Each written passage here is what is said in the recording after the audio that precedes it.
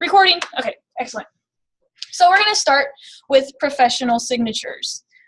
And I'm going to show you mine, and then we're going to show you how to make your own. And we're going to use Thunderbird. But for those of you that have Gmail, which is Linda at Scandia, and I know that several on remoting in also have Gmail or Yahoo. We'll go over those real quickly too. But it's all the same basic idea. So let me show you one that I've sent out if I can find it. Okay. I'll show you how to make one, and then we'll make one together. Okay. So let me move my controls out of the way. So, okay, so everybody that has Thunderbird, go ahead and open up Thunderbird on your computer.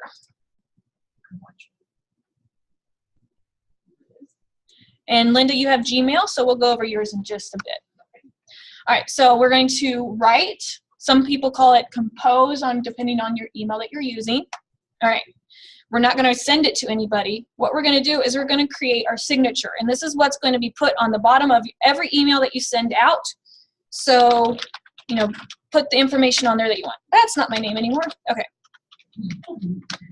With Thunderbird, it automatically double spaces everything.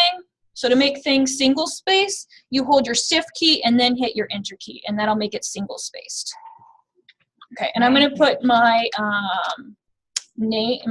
position here. And because I'm talking and typing at the same time, it's not going to work well.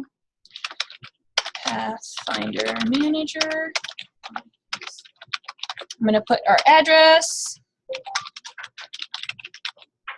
Oh, and I want my business name here too. I don't put my email address in my signature because it's coming from an email. All they have to hit is reply. But that's something you can decide. If you want to have the email address on there, go ahead. Okay. And then we're going to do the town. And this, I think, every librarian should do, because if you just sign your name, new people aren't going to know that Tracy is from Otis. They're just going to like, who the heck is Tracy? So we're going to try to do that for everybody. And then I'm also going to put in a phone number. And I got to think what it is. 800 362, what was it? 2642. And I'm also going to put my direct line on there. I was told I was not supposed to call it the back door. Okay. Right, so now we have our text just typed out. I'm going to make my name more prominent, so I'm going to make it bold. And I'm just using these text tools up here. They should look very similar. Can everybody see my screen? On Zoom, can you see my email screen? No, it's on email. There we go. Let's do this. Ha! There we go. Let's do desktop. Okay, now people should be able to see it. I'm sorry for you guys just remoting in. Can you see it now? Okay, thank you. So I'm going to make my name bold so it stands out a little bit more. You can make some of your text smaller if you want it to be smaller or larger, however you want it to look. You can play with your font if you want a different kind of font. If you prefer Arial, you can change that as well. Now, for the fun part, we're going to insert a picture or an image. So go to Insert an Image. And I know I'm going quickly now, but then I want to give you time to do it yourself. And if you have a logo or a picture already saved on your computer, all you have to do is, Colleen, I have you set up right here. All you have to do is find it on your computer, just like you would attach, an attachment on your email. So I'm going to put our CKLS logo on there. And I'm going to click, and you can put in alternate text for any screen reader software for people with low vision. So you can put in their CKLS logo, or you can just say don't use alternate text. Now, as you can see, my logo is way too big for my email, so we can minimize it. We can not minimize it, we can resize it. And now I have a logo, and I have my name. Here's the tricky part, and you'll see this all on step-by-step setup here on the first front of the handout, Email 2.0, professional signatures. Now's the tricky part. So careful, careful. We're going to highlight and then go to Insert and HTML. And then it's going to give us the HTML coding. And we're going to just highlight and copy that HTML. This way, we do HTML coding, website coding, without having to actually type it out in HTML. We're just going to copy it, and then I'm going to hit cancel. And then we're going to go to Tools, Account Settings, and you should be on this general slide, and you'll see down here what says Signature Text. We're just going to paste it right in there. And we're also going to check the checkbox that says Use HTML. Oh, my battery doesn't work. Okay, use HTML. We're going to do that right there and hit OK. Oh, it didn't save it. We'll see if it goes through. So I'm going to open a new message. We're going to click on Write, and it should automatically pop up there for you. And obviously, this computer doesn't know how to spell my name, so we're going to tell it how to spell my name. And that's it. You can also do it in Paint if Paint is easier for you. There's instructions to do it that way, and then we save it as a picture, and then you just upload the picture. So there's two ways to do it. I like this way better. I think it's better formatted, and you can change it more quickly, but Paint is also an option. Any questions? How do you change it? How do you change it? All right, so we have it here. Change whatever you want. Let's say, I don't know. Queen of the world. There we go. Queen of the world. And then you just highlight everything again. And we're going to copy it. And we're going to go back into Tools, Account Settings. And we're just going to clean this one out and paste the new one in. Oops, it didn't get, I skipped a step. Anybody remember what my step was? HTML. Insert HTML. We want the HTML. If you're confident reading HTML, you can go in the other way and just do it, but I find this easier for me. Okay, so we're going to copy it, then go into Tools, and highlight what we have and put back what we put in the new one. So right click and paste. So now we've changed it to Queen of the World right there. And to test it, you just create a new email. And there it has, Mary Beth Schaefer, Queen of the World. So I'm going to give you guys some time to try this. And I'm going to go over quickly where to find it in Gmail and where to find it in Yahoo Mail as well. And we'll look at your Thunderbird. Okay. If you want to do it on GBTL, we can do it that way too. Since I'm already here. Yeah. Any questions in the chat? Can you use the dimension tab to resize the image? You can use the dimension tab to resize it. I find it easier to just see it. Just grab the corners because the numbers I don't know what 256 looks like. I need to see what it looks like. Okay. Okay, let's go to, all right, we're going to do Yahoo first because that's the tab I have open. So in Yahoo, you're going to go to the settings, and we're going to go to more settings. And I need this up my way. I don't know where to put it. And what we're looking here is on the left-hand side under writing email. And here I can put, I've had a little trouble with images on this one. When I paste in an image, it's big and I can't resize it on Yahoo, and I haven't figured out how to get it a different size. But you can still do images here. You can also do all your information. You can change the color. You can create a link. You can center it. All these things you can do on Thunderbird as well. Do you have any questions for me, Colleen, about Yahoo? All right. So to get an image on Yahoo, the easiest way is, okay, let's see if I can hide this. I don't know how to hide it. Okay. The easiest way is to search for an image and copy and paste it in. And I've had more luck getting it from the internet than from copying it from Paint or something like that, or from Word. So I'm going to do a drag in. And we're going to do an image. And because I'm just showing you, I'm not going to worry about copyright, but you know, be aware of copyright issues. Also, understand that you have permission to use everything in Library Aware. Find something there. Yeah, and you might be able to copy and paste it from Library Aware. Yeah. So I'm just going to copy the image, and then I'm just going to paste it in here. And see how big it is? I haven't figured out how to make it smaller in this one. So, and be aware, I think you have to click save on here somewhere as well. But I don't see where to click saved. All right. Let's see if it remembered it or not. I'm going to compose one. And there it is. So there it is. And that'll show up on every email I compose.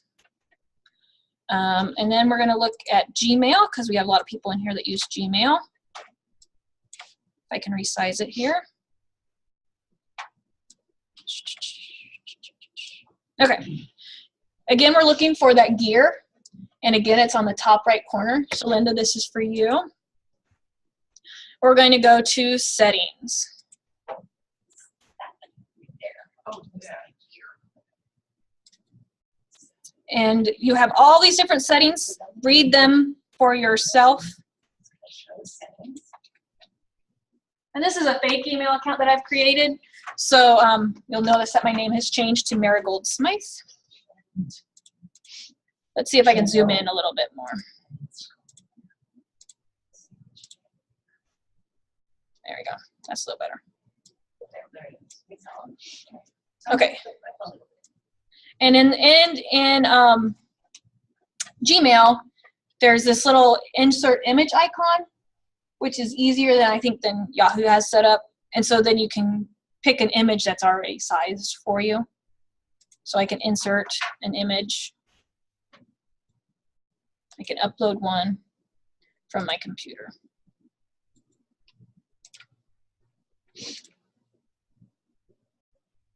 Yay!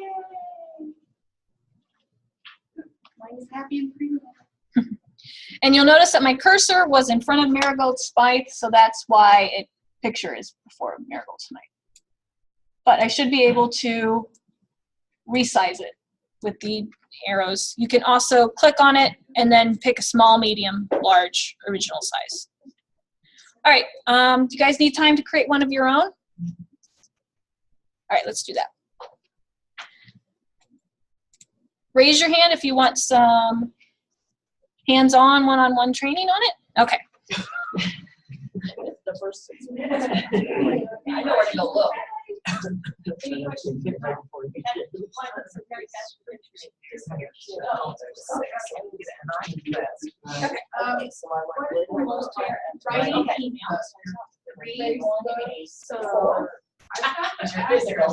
Box 20. Yours good, like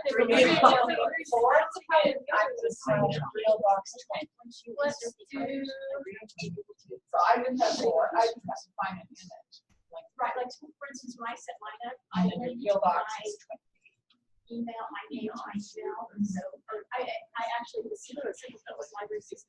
So I just typed it down. Right, and then there's like a tab to like zip. 669. There it is. So here's the No, it's not. Pixel. Yeah, and then you just click that. And then I'm getting your number. And so then you just type what you want. There you go. Well, if you want it, 785-335. What am I doing? All right. We might as well get her while she's Am I here. even in the right spot? I think so. Because I don't usually look for Thunderbird too. Right, so let's highlight that. And we're going to go to and copy it. Yeah. Okay, and then go to preferences.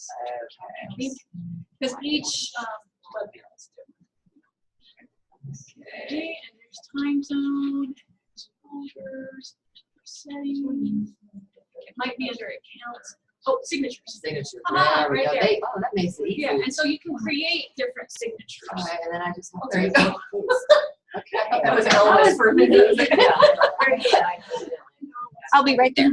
I just want to say you can create multiple signatures. So you can change which kind of signature you want. Thunderbird is a little trickier. You need different accounts, but you can have different signatures for different accounts. So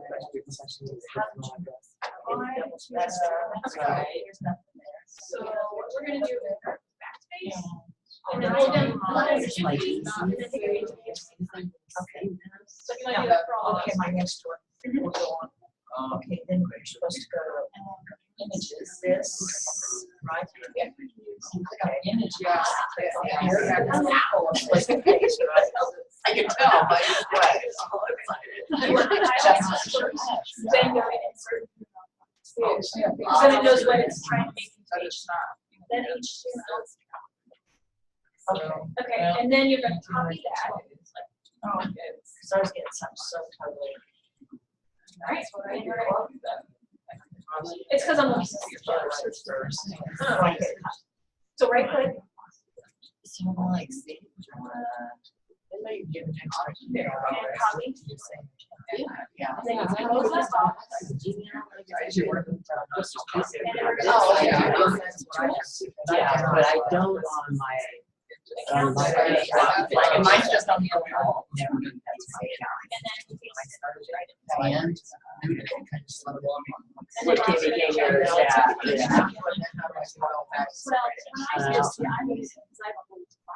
It was one of those, so when I need to go in this backspace on mine. Backspace and then shift. And then it'll be single space. certain images. Yeah. So you're like, Or save image as. oh, okay, yeah, so here's look at your little things. So do you want to change the font? Okay. So what you might do now is add the great value. Okay. So can you type in there? So yeah.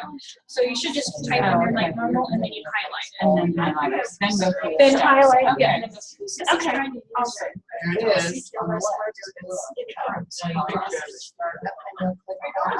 we use them instead of okay. Oh, okay. So you click on it, you should be the corners. Oh, this is the alternate text. So you can like So small. that just to put CKLS logo. Either put Student Potatoes logo or. So you can even tell it's small. Okay, that's a good question. Wasn't that clever of me? There were two good questions. When you're inserting an image on Thunderbird, if you have this alternate text box checked and you don't put anything in the alternate text window line, you're going to get this message. So you'll either need to type something in the alternate text or check the do not use alternate text. And then I have to resize it. Is there a way to change the font? Yes, there's a way to change the font. You'll want to do it when you're in your creation process. So you highlight what you want to change, and it's going to be the second column. Usually it says variable width at the top. There should be a list of fonts there. So then you can change it to whatever you want that's listed in that list of fonts. I want something weird. It's not very weird. I usually go right to it. In there.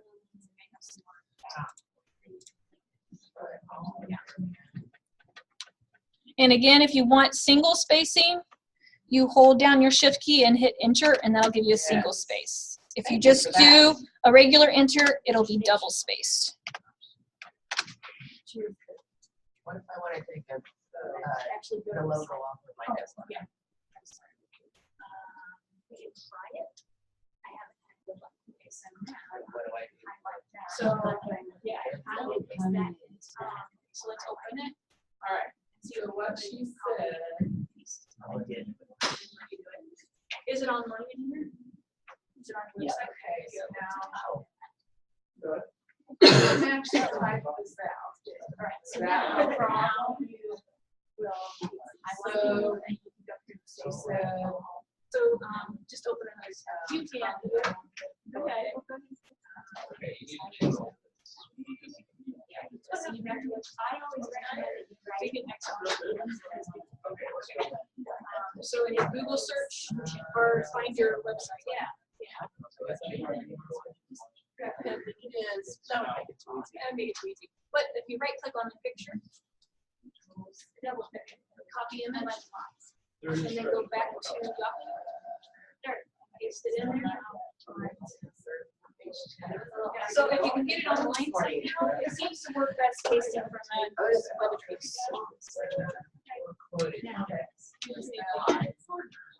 address. Had a question on Yahoo Images for the signature, and it seems the best is to copy it from a web source. So if you have your logo on Facebook, paste it onto, go ahead and copy and paste it from Facebook and paste it into your signature. Are there any other questions on this? Yeah. So that is Oh, okay. They already Checked.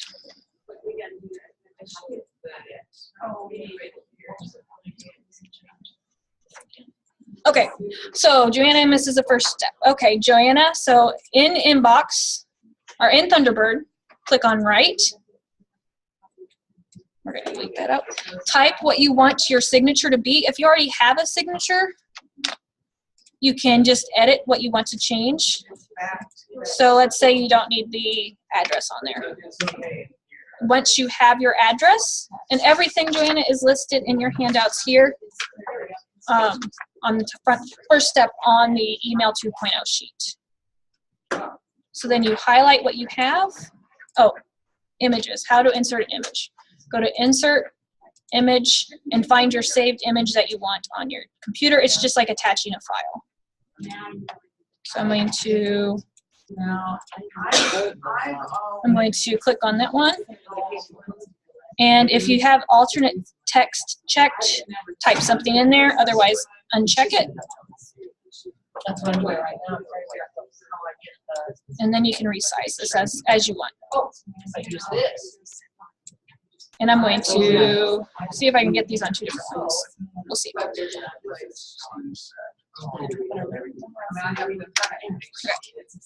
Once you have your signature the way you want it, go ahead and highlight it, copy, then go to Insert, HTML, and copy this HTML coding. So we're going to highlight it and copy. We're going to close this window, and we're going to go to Tools, Account Settings, and you're going to paste it here, and you should be on the General tab when you get into Settings. We're going to paste it into your signature box. So you want to clear out what's already in there. Make sure the Use HTML is checked, and we're going to paste it in there. And that was a right-click paste, and hit OK. And once you are done, I'm going to close my Write, and I'm going to write a new one, and you can see that it's changed my signature. Okay, where are my chats at? There we go.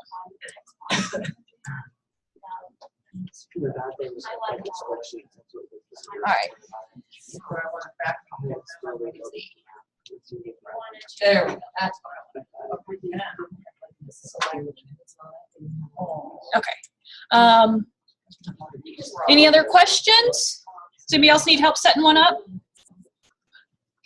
We're having issues with changing the font back here. I don't know. Okay. It's not wrong.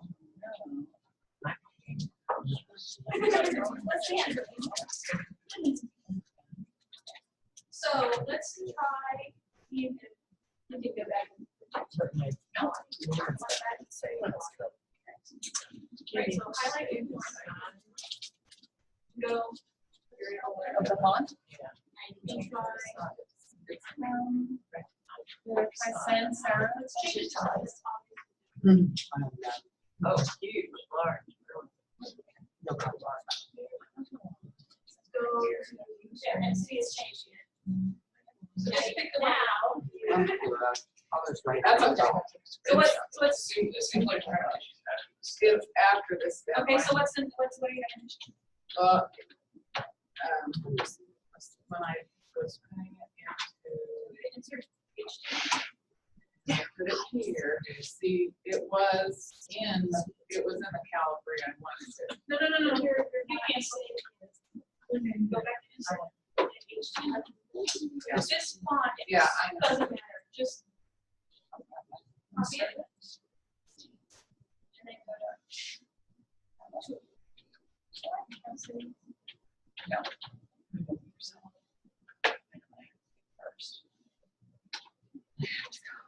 Click the HTML.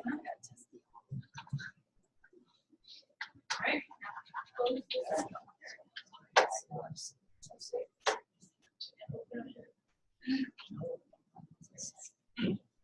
we did that. Yeah, I did like the time. Well, what you were doing when we were looking on there wasn't the same thing as what he's not. We click, yeah. Maybe house one. Because Calibri and Arial look a lot the same. Kind of like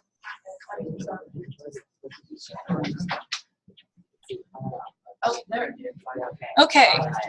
When we are chatting, if you want to chat to everyone, then my commentators can help check you. If you chat to me privately, I might not see it. Okay. All right. Any other questions about signatures? All right. How about online? Are there any more questions about signatures? No. I just have too many things on here. Okay. The next thing is email filters. And again, I'm going to start with Thunderbird, and then I'll show you how to do it with Yahoo Mail and Gmail. Okay, so I can close this one. Do you have a question?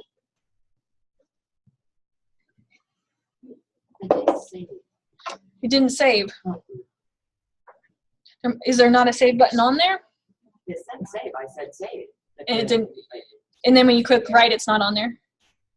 Okay. No, if I went to the book again, it's not. Interesting. There might be a setting where you have to click to say add my signature. Okay. So look for that. All right, And then I'll come take a look in just a minute. Okay. Again, I have too many toolbars. I can't see what I'm doing. We are back in Thunderbird. I'm going to make this larger. And up here, we're going to do filters next. So I'm going up to the menu bar, and we're going to go to Tools. And the reason we create filters is so that you can automatically organize your mail as it comes in. And as you see, I have an ARSL listserv, and as soon as any ARSL message comes in, it automatically goes into my folder. That way I can read them all together instead of one at a time. Or, as you can see, I haven't read any yet today. I also have one for Koha tickets, and so anything Koha related goes into my Koha tickets folder. And I also have one for CKLS Google groups, so that they're all together as well. So, to create a filter, go to Tools and Message Filter. And in Gmail and Yahoo, it's going to be something very similar in your settings. Okay, so this is not my normal computer, so right now I don't have any filters set up, but we're going to create a new I'm going to call this one Gail. And what we're going to do is, before it's classified as junk, anything from G Santee is going to be put in the trash. No. It's going to be put in a G Santee folder. I have everything from G Sandy goes right to the trash. Actually, I'm looking at this right now on Gmail. So now we can move the message to, and there's all sorts of options, but we're just going to do the basic ones, and then you guys can play with it, see what else you want to do. We're going to move the message to, and I have folders set up here. Yep, you want to pick your email name, and I don't. We're going to put her in problem. I don't know what we're going to put you. Oh yeah. We're going to put her. Gail Sandy. We're going to put her in the notes folder. Maybe I should create a folder. All right. Forgive me. I'm going to back up a step. Okay, so I'm supposed to do this. Yes. Is it logged into her computer? She's on there. Yeah. Excellent. All right. So I'm going to create a new folder first. So click on your email. If you right click on it, you can create a new folder. And you can name it. Whatever you want to name it, just so it makes sense to you. I have one that's online orders, so every time I make an Amazon order or pay through PayPal, all my receipts go in there so I can find them later. And it's going to ask me where I want to put it.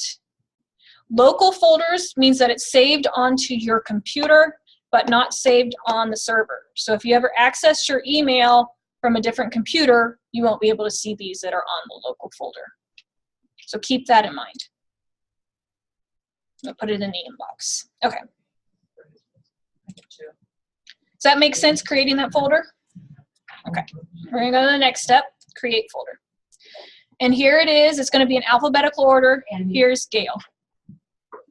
Okay. Now I'm going to go back to where we were. Tools, message filters, and new. We're going to name it Gail. And I'm also going to say archiving, because you can go back through and move all your previous messages from Gail to the same folder as well. I'm going to go from, and we're going to say G Santee. You want to have the email address, not just the name.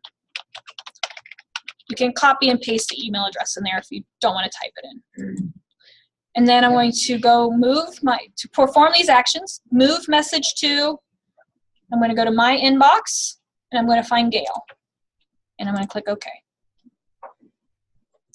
And if I go to inbox, I can have them run that filter now, and it might move all my Gail filters over. Okay. Questions about that? I'm going to show you how to do one where you're filtering a subject, such as all our CKLS emails always have the subject CKLS members in brackets. So I'm going to copy that. Ooh, you can also do a create filter from. Interesting. We're going to copy that. And we're going to go to Tools, Message Filters. This should look familiar. We're going to create a new one. And instead of going from, we're going to create a subject. And that subject is CKLS members. And then we're going to move it to our folder, CKLS Google Groups, and click OK.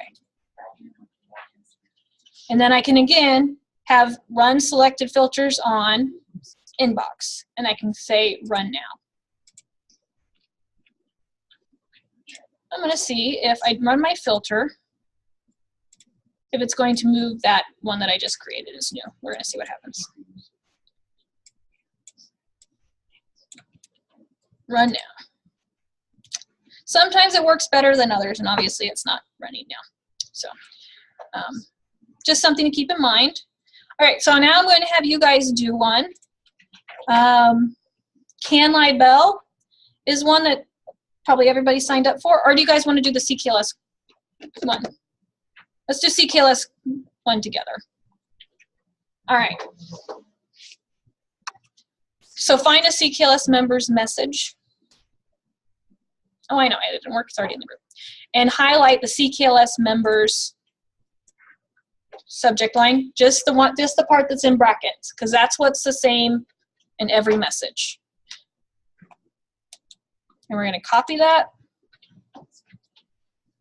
And we're going to go to Tools and Message Filters.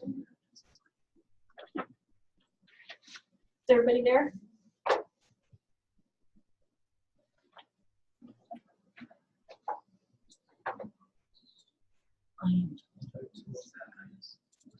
So we're going to, so what we're going to do, yeah, we'll let you hide it. Okay, we're going to copy it, and now Tools, Message Filters. Okay, now you're in the same spot. Okay. Well, where do I find this? Where's this one? And I'm going to guess settings and filters. You're welcome. All right. Now that we have our filter, we're going to add a new one. And I check the archiving one. That way it can retroactively move folder or messages from CKLS Google Groups into this folder. You want to give it a name, something that makes sense to you. We're going to name it CKLS Google Groups. And, you know, try to spell it correctly. Okay. And we want to match all of the following. We're going to keep the subject. We're going to keep it contains. And we're going to paste in CKLS members.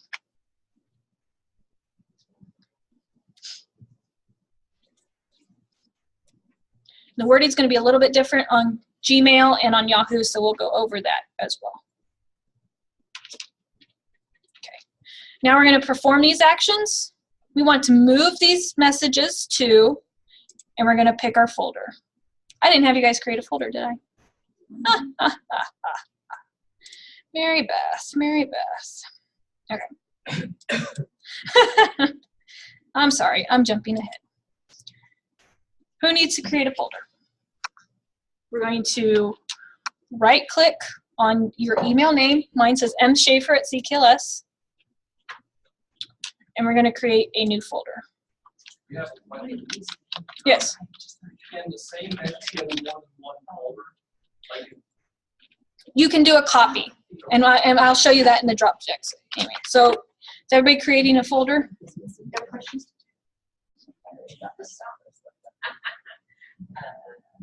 So, first step. You can tell me how to minimize this back. I can show her.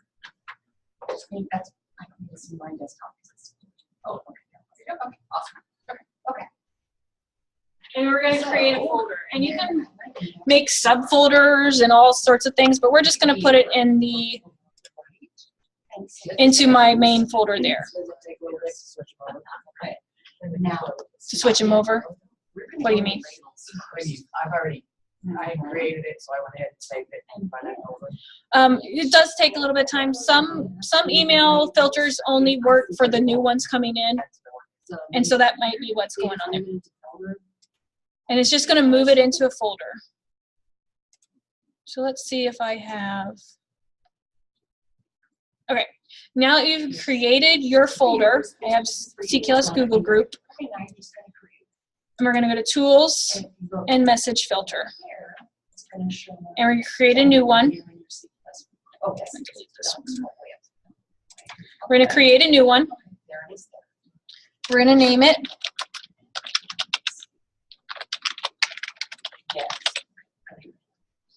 And I'm going to check the archiving. Okay, I see what it's like. We're going to keep it subject, contains, and we should still have that CKLS members in bracket. You can also type it in. Just make sure that you type it in exactly as they'll see it in the email, because it just matches the characters that are there. So what does the archiving do? 'Cause I don't have that.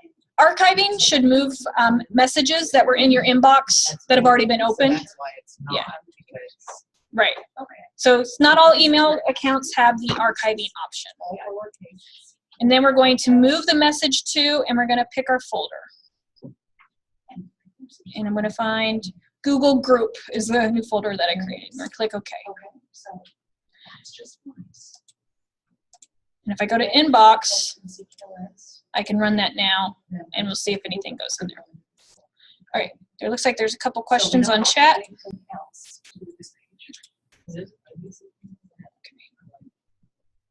Okay. Yes. All right, I'm going to run through Yahoo and Google real quick. Again, Yahoo has many different versions, so yours might be slightly different.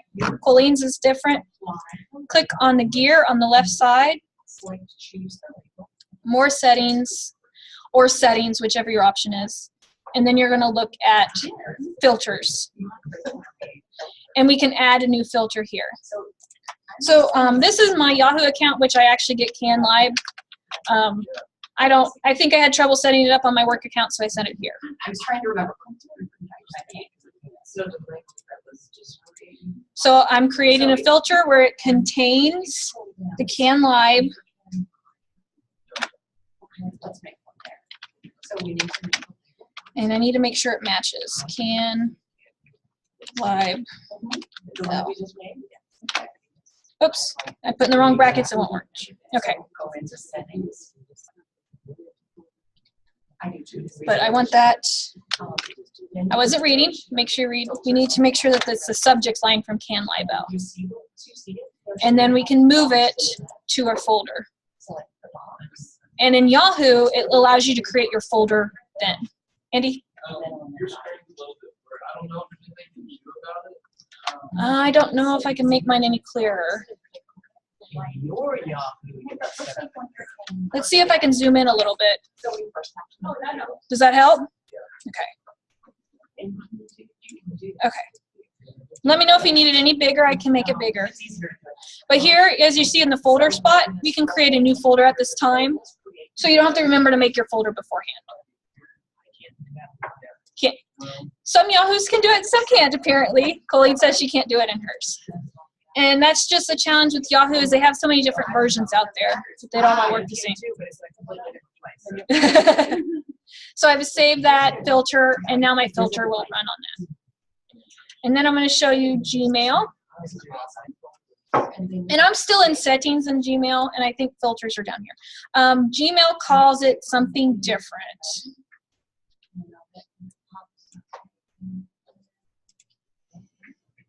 Filters and block text. Okay.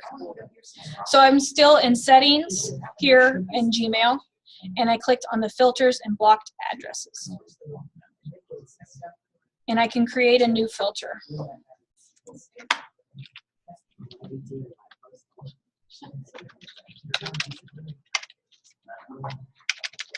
think I still have that pasted, so let me see if I can paste that again.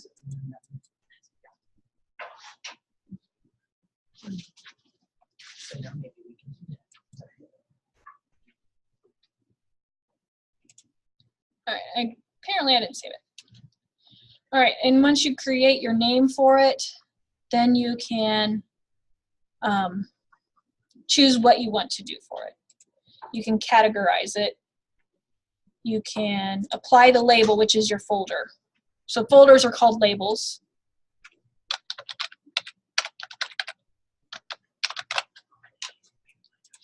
And then create it. And then you can create your filter from there. Now we had a question about, can you send it to multiple folders?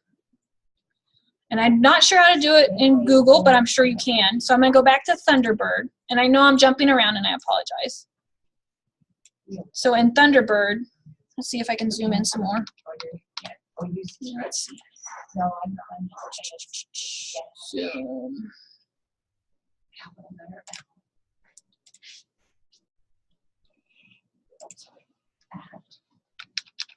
Well, it's not letting me zoom anymore on Thunderbird.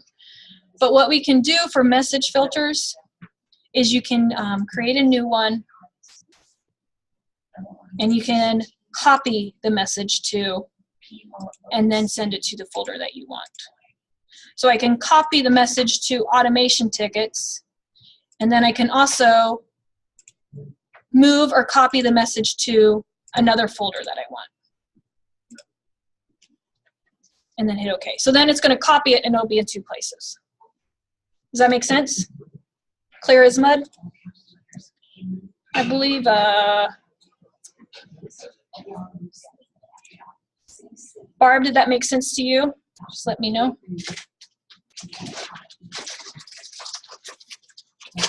Okay.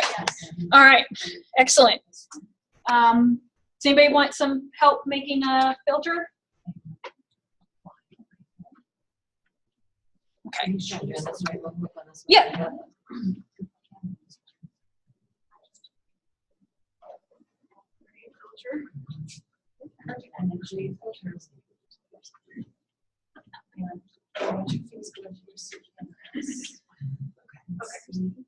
And then we're going to say, put the down arrow. Yeah, from. And so we might want to put her email address instead of just her. Okay. So go ahead, you can't see that. And then in there, just right click under what her name is. And copy it. That's a whole. And I go back to Okay. Actually, This is actually pretty. Yeah, good. yeah. So, Okay. and then you're like, And that's one. Right. And then That's us under forwarding editing, it. change that to from. Okay. Matches exactly paste in her email address. And if you wanted to do more, like if you wanted to filter from Carolyn Little and from Shaker all into the same one, that's Okay. multiple there. So do multiple like So, yeah. add here. You'd add there if you want to. You don't have to. Okay. So So you can close that. okay. And then under perform the following actions. Yeah, this is where I can move it. That's just Move not it into easy. folder. Yeah. Mhm. This is not easy. Yeah. Okay. And so then It's do I everything. browse where I Browse want to move where it? you want to move it. And let, like you can put it in the archives or Archives. Okay. So whatever okay, folder you want. and then we're done. And then hit OK. Okay. Add a warning message. Yeah, Yeah, that's why you should be local there. charting. Okay, let's look at your email address and let's. It has all that extra stuff, so let's get get rid of all the extra stuff except for the Okay. C level, and then try it All right. again. Okay. It's good to know about setting up those chats. All right, there was a good question, and I'll show you that you can do multiple emails to one folder. So I'm going to edit Gail's, and so you see this plus sign right next to it. Now I can say it's also from Gail.Santee, because she has another one. Now anything from these 2 email addresses will go into this folder. You can add as many as you want. I wouldn't get too complicated, but you can add as many as you want. If you wanted to move all CKLS consultant emails to one folder, you could do something like that. It's easiest to copy and paste or type in the email directly. You don't want anything extra. Tracy noticed that when she copied her email, it pasted in kind of like this with these brackets and extra information. Make sure you take that off. Okay. Any other questions about filters?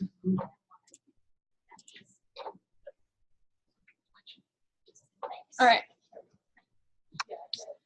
Okay, next we're going to do cleanup, and it's kind of with the folders again. Oh, good. So I'm going to show you in Thunderbird, and then we'll show you in Gmail and all that. So, okay. I know that I have a lot of emails from the same person, and I want them to be all in the same folder, and I don't have a filter set up because I don't always want it to go in a folder. I want to look at it first. So I'm going to order my emails by your correspondence or the sender, depending on how it's listed in your email. And if you have a specific person you want it ordered by, if you highlight their name and then click correspondence, it's going to take you to where you have that highlighted person instead of the top or the bottom of the list. And now that I see, okay, here are all my, I'm scrolling and then I lose her. So hang on just a second. Where did Trish go? Where did Trish go? All right, I can't find her. All right, so I have all these messages from YouTube that I want to keep, but I don't want them in my inbox. You can highlight them. you can hold your shift key and hold one at the top, and then if you click the bottom, it'll select everything in between. If you just want specifics ones, but not all of them, if you hold down your control button while you select, then you can just select certain ones. Okay. I want to move all my YouTube ones. Once they're highlighted, click and drag them to the folder that you want. That's the easiest I find. I'm going to move that to my online accounts. You can also right-click on them, move to, and pick your folder from there. And I think this was an ALA conference thing. Okay. The other way, you can also order by date. And depends on how you have it ordered. It might do newest at the top or newest at the bottom. What I'm going to do is scroll to my oldest ones, and I say I don't need my January emails in my folder anymore. So I can highlight my January emails. And again, I'm going to hold down my shift key when I select.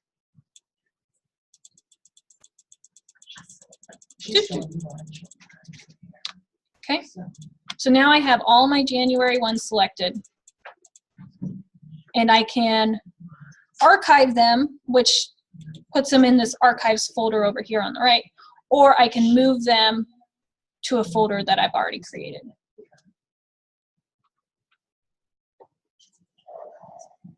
And you can see your most recent ones that you've moved to. You can do that here. You can also, at this point, create a new folder to move them to.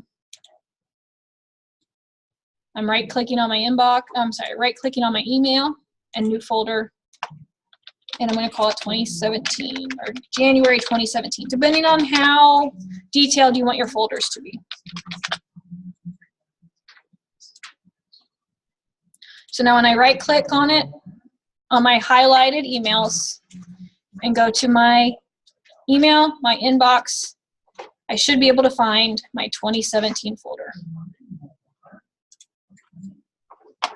And it should move them there, so I'm not sure why it's not going. Oh, it's thinking about it. Depending on the number of emails you have, it might take more time. So, you know, if you're doing 1,000 emails, it's going to take some time. Now you'll see I'm in my inbox, and I don't have anything before February. That's the date. You can also order by read or unread. And that's what this little dot is, or 2-dot thing is right here. If you click by that, it's going to put all of your unread emails together, even if you have some that are unread. Oops. Sorry, I clicked the wrong button. Unread from a long time ago. So if I click by unread, oops, there it is. If you click it once, it's going to move it to the top. If you click it again, it's going to move it to the bottom. So depending on whether you want all your new ones at the top or at the bottom, you can decide. So here you can see that I have April and June emails that are listed along with my emails that I've gotten today that I haven't read yet. And this is a good way to see when you have spam or something that you haven't opened yet. You can see which ones you need to unsubscribe from, or if you just need to delete it, or if you need to mark it as spam. My text is really big because that's what's been zooming in when I tried to make my screen better. Okay, I'm going to show Gmail first because we've been doing the other way around. Okay.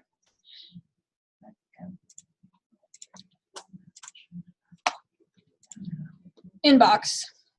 And here you can sort by date. That's not my button. I am not familiar with Gmail. I have to think about it a little bit. Okay.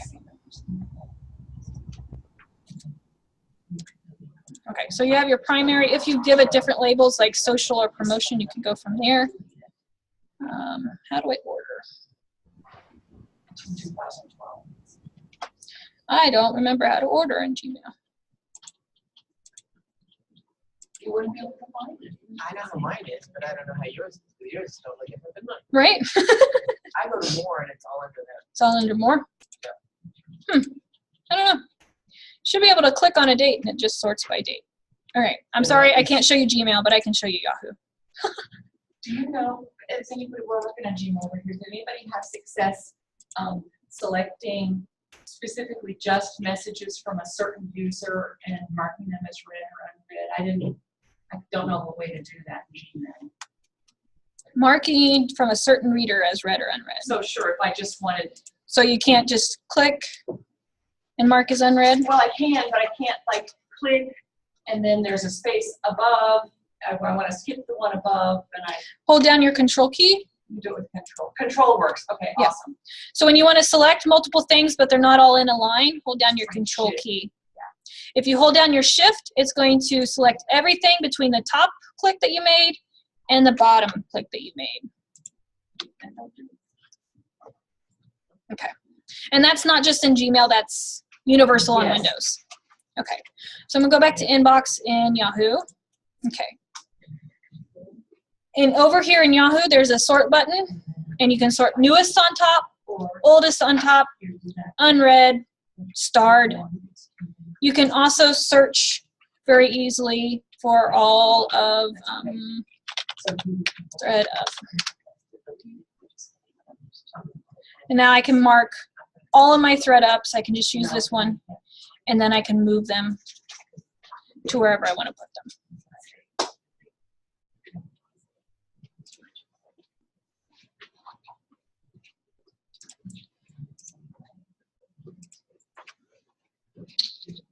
I haven't found a good way to sort by user without using the search.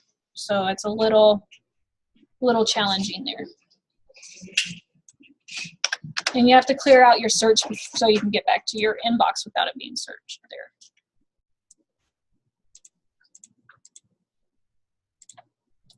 But once you select the ones that you want, you should be able to move them to whatever folder that you want to move them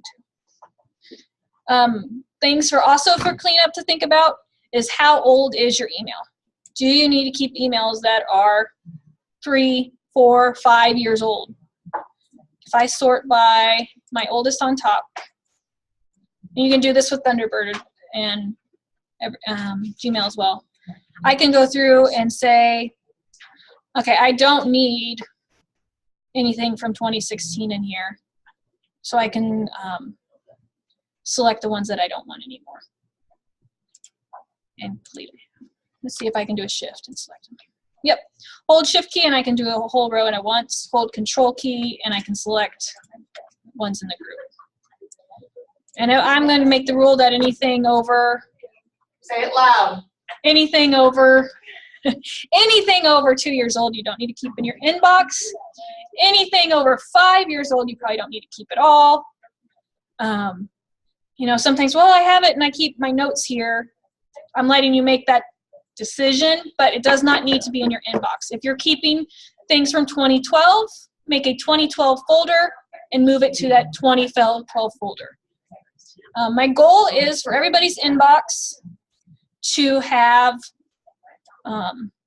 you'll see I have 2,000 emails. That's more than what I want in my email. So I want everybody's inbox to be less than 1,000 emails and everybody's inbox to have less. Only new emails for those that you are going to either address later or you haven't got to today, but not unread emails from 2012. That's my goal.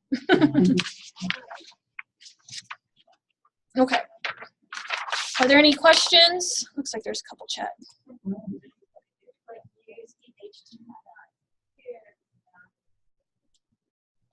I am trying to make it my screen as big as I can, but I'm limited with my my screen as I can. So if you need to zoom in, there should be some options on your side to zoom in.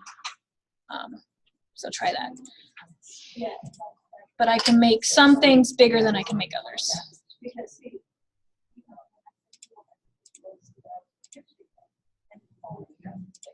Zoom in. Okay. All right. Now, for those of you that have just been using Thunderbird, now I'm going to show you how you can check your staff email while you're not in the library. Or if your staff computer ever goes down, you are not without your staff email. So, Sherry, what's your email address? Downsliber@ruraltel.net. Okay. At ruraltel.net tells you what your email server is. All you have to do is type mail before it, mail.ruraltel.net. So for CKLS people, it's mail@mail.ckls.org. For North Central Kansas NCKCN, it's mail.nckcn.com or .net, whatever it is. If you see this message, click the advanced, and you know that you're at the right email address. So to check that you're typed everything, click advanced, and you can add a certificate security exception. What is going on is with more websites going to the SSL security, there's more hoops to jump through, and sometimes the websites aren't up to date on all their features, and so that security warning comes up. So always check to make sure you typed in the right webmail address, and then go ahead and add that security exception. All right. Once you're at your login screen, your username or email address is your email address. So Downs at Ruraltel. Downs Library. Downs Library. I'm not going to actually sign in on this one though. So Downs Library at Ruraltel. If I can spell. And then your password is whatever your email password is. I do not know what your email password is. Nobody at CKLS knows what your email password is. So hopefully you have that on record.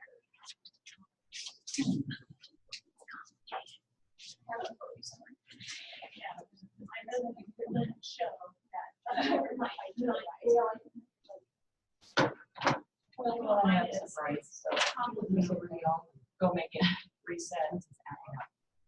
I was going to say, Marty, do you have yours memorized? Oh, that's really sweet. I just copied mine, so thank you very much. Yeah. Okay. So if you do not know what your email password is, hopefully your website has this forgot password button.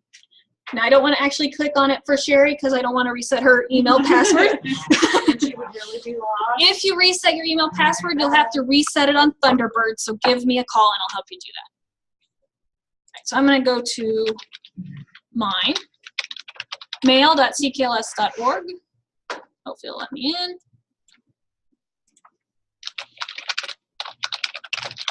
And hopefully I remember what mine is.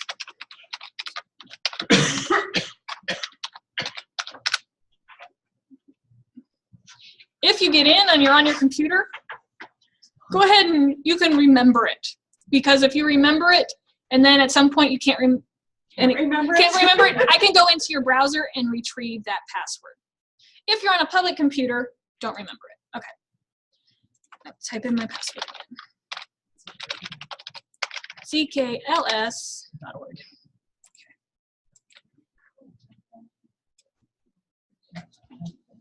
All right. So your webmail browser is going to look different than Thunderbird. If your Thunderbird is set to download everything off the server and take it off the server, your inbox might only have the things you haven't read yet that haven't been downloaded into Thunderbird. I don't know what that was. When I set up Thunderbird on a staff computer now, which is a change from how Steve used to do it and how we've done it before, is I make sure that it keeps it on your server and puts it into Thunderbird. That way you can access them from either way. It's called IMAP setup instead of POP setup. What that means is now you can also, if you wanted to set your email up on your phone, you can check it on your phone, but it's still going to show up on your work computer as well. So that's why we want IMAP. So if I delete it from one place, it still stays in the other. If it's connected to IMAP, if you delete it from one, it should delete from the other. What they're doing is they're syncing their folders. As you'll see in my email here, and I'm going to try to zoom in a little bit, make it easier to see.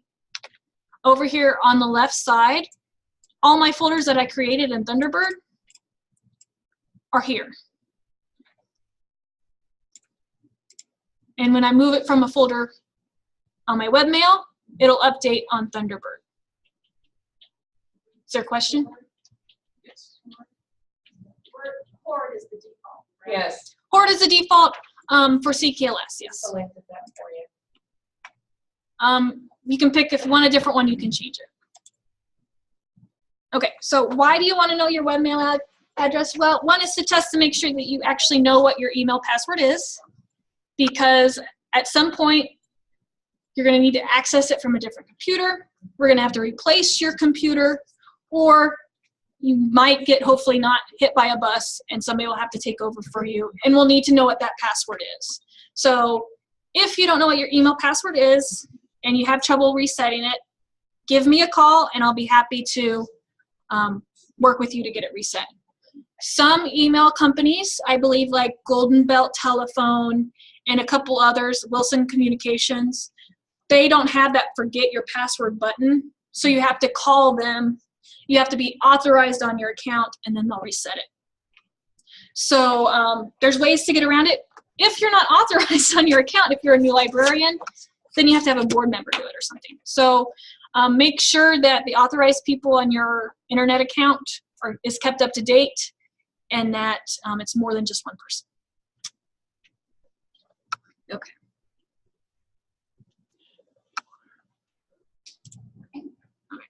Any questions about this? On your webmail, you should be able to,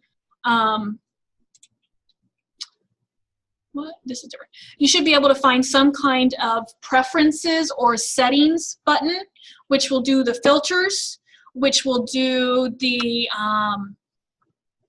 you might be able to change your password and how you log in. You should also be able to set up your signatures on the webmail version as well. So there's something to look forward to. We're going to look at forwarders, and this is something I'm just going to show you. We had one library that their email account got hacked, and what the hacker did was they went into the forwarder and they forwarded all that library's email to their account. So then it wasn't showing up in their inbox, it was just landing on the server and then bouncing to that person's account. So something to always keep in mind is that we need to make sure that you're not forwarding, somebody's not in your account forwarding something that's not supposed to. Now, if you prefer to just check one email when you're on, or if you have to use a temporary computer, you could forward your staff email to your personal email. Or vice versa, you can forward your personal to your staff. If you want to mix it up, I like to keep it separate. Okay. The other thing, and I know that mine looks different than what your webmail will look like, but there should be similarities with everyone. Usually in the top right corner is where you're going to find your options, settings, whatever button. I'm going to look at autoresponders, which is the next step on our list. It's called out of office reply. Why I'm showing you on webmail and not through Thunderbird is because Thunderbird doesn't do it right. And if you set it up on Thunderbird, you have to make sure that your computer is on while you're gone so that Thunderbird is open and filtering them through. If you do it on webmail, it's on the server basically, and it's going to be live response. Okay, so this is what CKLS looks like, and I'll kind of show you the idea of it, and we can look at Gmail and those. If you want help, I will be happy to go through individually and look at your webmail and set up autoresponders there. This is great if you're going to be, the library's going to be closed because they're getting new carpet, or if you are the only one that does ILL and you're going to be gone, it'll give that response in there so that they know that I'll be back at this point, however you want to do it. Sometimes it's called autoresponder, sometimes it's called out of office reply or vacation. So just kind of look and see what that one has. Okay, so I'm going to add my autoresponder. And there's some default settings that I don't mess with. I know that UTF is a type of coding in the email. I'm not going to mess with it. interval. So this is, if you don't want an immediate response, you can say, we're going to send out a response every 24 hours. I'm going to say 0 so that it's immediate as soon as I get that email.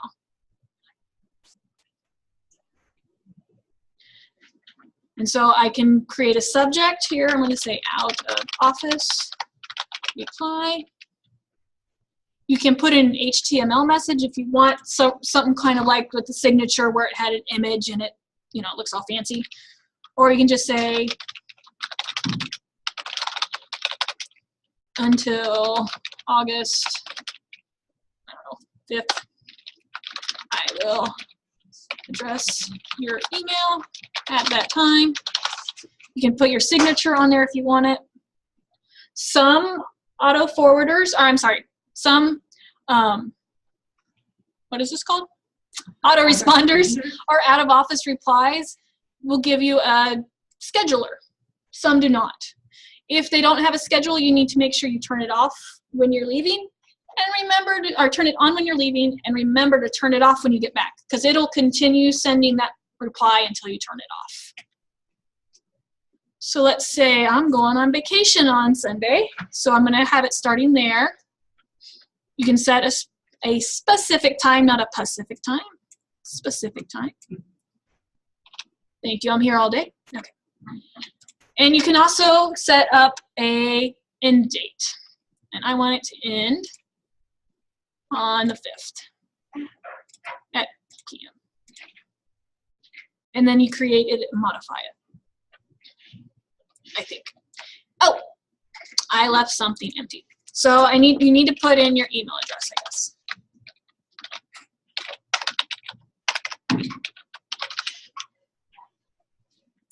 Create. Okay, now it's going to show you your autoresponder, and it should be listed there. You can edit it, you can delete it. If somebody sends me an email after, what was it, 9 a.m. on Sunday, and you're going to get an auto response from it. Let's see where it is in Google. I'm sure they have one, and in Yahoo. So here we are in Google.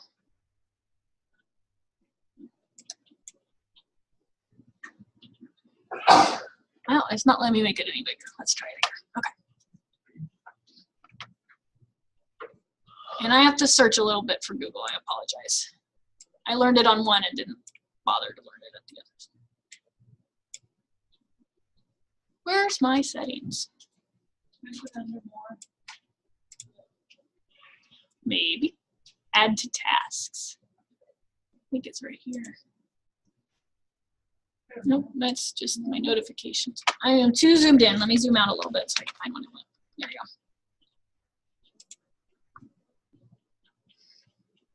go. I think it's this one.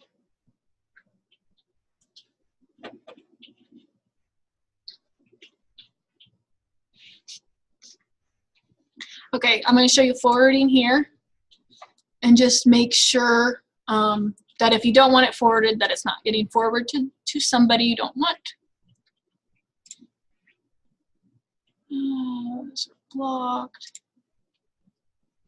I am not sure where the forwarder is in Gmail. I'm sure it's here somewhere. I remember seeing it. Should have made a note. Vacation responder. Okay, it's under General Settings, under this gear, and then the General tab. And this one is a schedule as well. So I have it set up for the 29th, and it stops on the 5th, and it tells them when I'll be back. I've also in the past given them contact information for other people that could help them out. In case of emergency call, it's a library, so hopefully your emergencies are minimal. And then you just save it, and it'll turn on at that time. Okay, so that was, again, that was under Settings, which is that gear, and then the General tab, and just scroll down till you see it. It's at the very bottom. I encourage you to play with the settings and see what you like and what you don't like and how you want it set up. My Google says vacation response. Your Google does? Okay, so I'm in a different place than you. Colleen tells me that her Google shows it in a different place. She used old or new. I'm not sure whose is newer. Mine's probably old. I prefer the old ones. I do too, that's why I changed it. So this one's Yahoo, and again, I went into settings and additional settings or more settings. I just clicked on it, wasn't paying attention. And here it's vacation response. You can enable your vacation response and you can schedule it as well. Is there any questions about vacation responses? Who would like help setting one up? For CKLS people, I have a handout back there that gives you step-by-step for setting up the CKLS ones. Or maybe I hid it up. I may have hid it up here. I don't know where it is. I have one for you guys somewhere. If you're using Core, Yeah, it's very similar for each of our versions of email. Okay.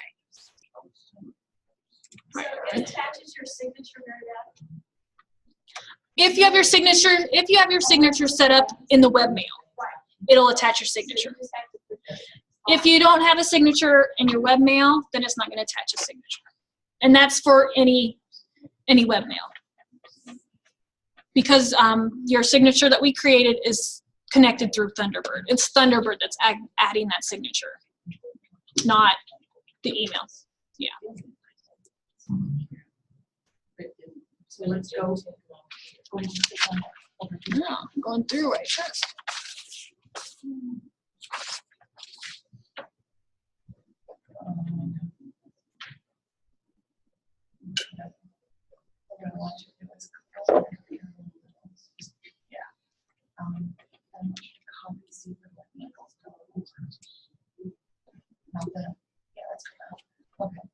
Are there any questions about autoresponders?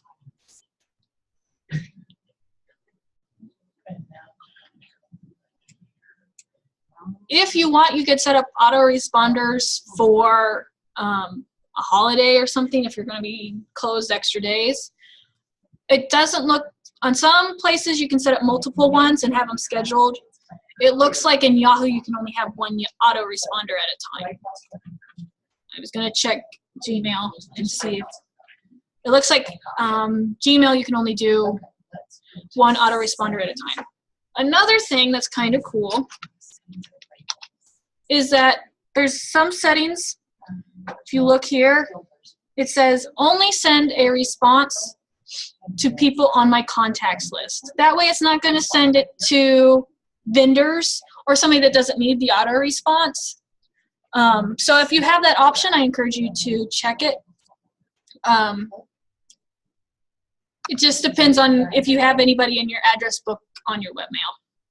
So it's something to keep in mind. Okay. Did you get it? Well, I figured out everything now. I just found where everything is, the filters, the signatures, out of office, everything. It's a matter of kind of, It was under preferences instead of, okay. so I found it. It just took me a while. Sometimes, yes, the session is being recorded. At least I hit record and I hope it's still recording. Okay. Tracy is learning her webmail, and sometimes settings is called preferences. Sometimes it's called options. So you just kind of have to click on things. I mean, don't ever click save, but you can click on tabs and see where they take you. And of course, each webmail has different wording for things. Vacation response, auto responder, out of office reply. It just depends on how they set it up. So unfortunately, I can't show you every single webmail that's out there. But if you want help setting one up and you can't do it on your own, give me a call. I can remote in and we can go through it, or I can schedule to come up and look. That's why we have Log Me In, so you can do that. Because I think she might be sending it to you. Are there any other autoresponder questions or email questions? Okay. I am going to move on to the next page. It's called phishing emails, and this is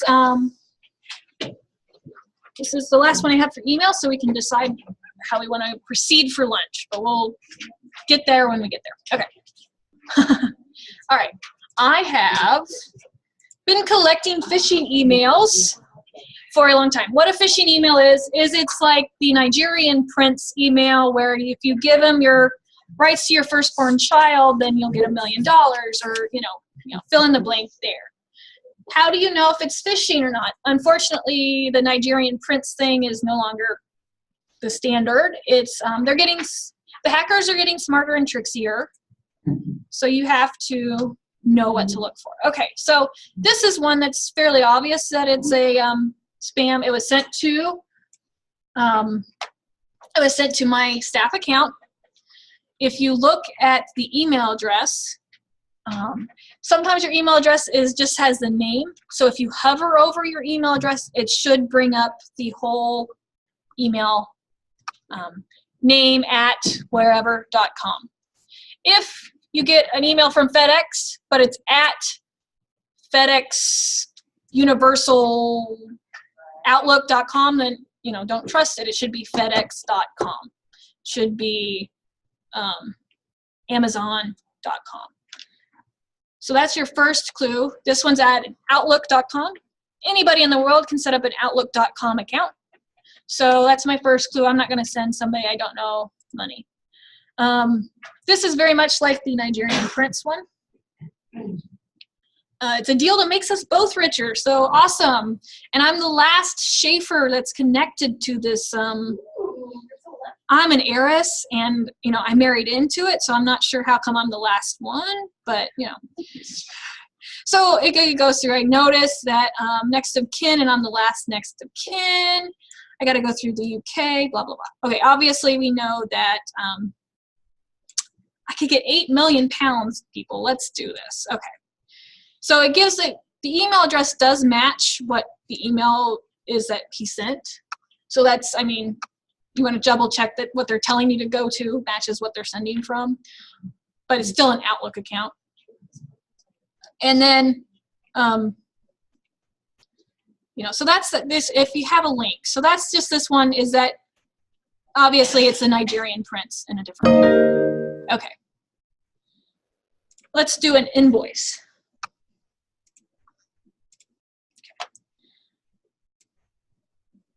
Here is from Charlene Della Roca, and it's supposed to be an Adobe invoice. It has a weird email address at rambler.ru. It's nothing associated with Adobe at all. The invoice, if you look down here, it does say it's a .doc, but don't trust it, because they can make a file name look like it's a .doc, which is a Word document, or a PDF, which is an Adobe document, but it's actually a JavaScript or an install file that can get onto your computer, and lo and behold, now they have access to all your information. So, how do you know if it's a real attachment or not? Sometimes if you hover over it, it'll tell you. You can detach it. I don't know of a good way to know if the attachment is real or not, so I don't open it if I'm unsure. You'll see on one of my lines there in our handout is, when in doubt, don't click on it. If there's something in your gut saying there's something not right about this, don't click on it. If it's a company that sent you an invoice, they'll send it. Again, you can call that company directly. Don't use the number in the email. Look up their email from your files, from your records, all that. Okay, let's see what else we have here. Okay. All right, so sometimes it's not necessarily phishing software, but it's from a ill-reputed site. So this is LimeWire, and if for those that don't know, LimeWire is like FrostWire, where you can download music free of charge, which also means illegally. Okay. Here is one that we have a link. It says find out here, but you don't know where that link goes to. If you hover over the link, you will see down at the bottom left corner of my screen, and I'm sorry I can't make it any bigger. Well, maybe I can. Hang on. Let's open my magnifier. Ha ha ha. Maybe. Magnifier. How do you spell magnifier? There he is. Okay. So when you hover over a link, right then, let's see. That's good. You see that? Why didn't I think of that before? Okay. You will see that it takes me to a list.clicklink1.com and a whole bunch of numbers. I am not familiar with the website list.clicklink1.com, so I am not going to click on it. If you're saying, here's a link to do your FedEx router number, and then you hover over that link, don't click on it, just hover, and it takes you anywhere besides FedEx.com, don't click on it. Make sure that the link matches the business that it's trying to be. All right. Now I can't see what I'm doing. I have a question. Yes. So Kelly from Phillipsburg wants to know, on phishing email, when does it allow the virus in? Are you okay to open the email, just don't click on any attachments? Like so. The way we have most Thunderbird set up is that it previews it. So it's a little safer than if I double click on it and it opens it fully. Some phishing email, if it gets past your antivirus and you click on it, it could have something that activates. So be really careful. If you see something that you don't know what it is, don't read it, just right click on it and delete it. I haven't had any of those. Most of the time it's not that fancy, but always talk with a grain of salt. Also, you have to train your junk filter or your spam filter to know what it is. So if something gets into your inbox that you don't know, that you know is junk or spam, make sure you mark it as junk or spam so it can start learning how to do that. Your internet provider should have some kind of filter in place. Stuff gets through that. We have a filter in place on our web server, and stuff gets through that all the time, or it can get clogged and stop working. So don't rely only on your provider's filters to catch everything. You have to train your email to know what it is. All right, here's one from, oh yeah, go ahead. Yeah, Joanna's, what she says. Okay, So she brings up a point that when it's kind of annoying that other Kansas librarians with legitimate email addresses send emails with links that no explanation to what it is. So a great librarian video does not tell her what it is. So maybe if you are sending something, making an explanation. All right, excellent. Yeah. If you want to share something in CanLibel, give a short explanation.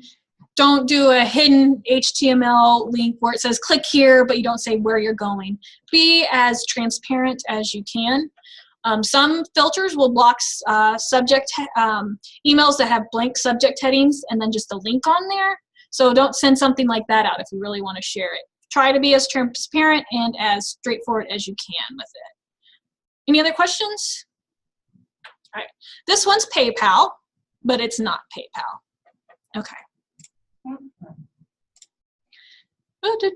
Sorry guys, I'm learning my magnifier. Okay, here you can see that the mailing address, it looks like it's service@paypal.com, but you'll see that it's actually mailinghelppaypal.service.com. So that's my first indication, not quite right. It gives me a case number, it looks all official. And no reply. And yeah, it's a no reply. You will notice that the PayPal logo is a bit off. That's not the PayPal logo.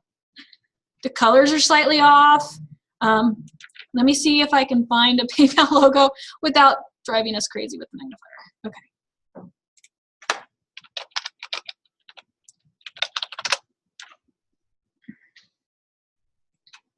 So what I did is I do have a PayPal account, and when I got that email, I let me see if I can find a logo here real quick. Here it is. And then, so I went directly to paypal.com. I typed it into my web address right there. Zoom out a little bit.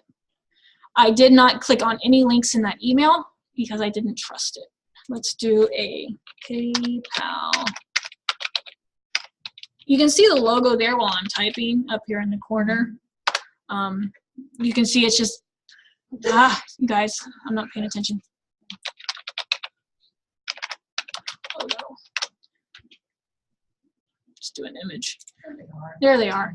So you can see it's very similar to what was in the email, but not quite right. The colors are wrong. Whoops, that's not what it's looking at. See, the colors are wrong. Here we have teal and blue, and here we have light blue and dark blue. Okay, let's zoom in again. So it's telling me, oh, I need to zoom out. Sorry, guys. Playing with my Zoom. Okay. Ready to go. Ready to go. Oh. Here you go. There. It's telling me to go in and check things. I think there's a link. Yeah, there Okay, it is. so there it is. So here, let me zoom in again. Where did my magnifier go? Did I close it? I closed it.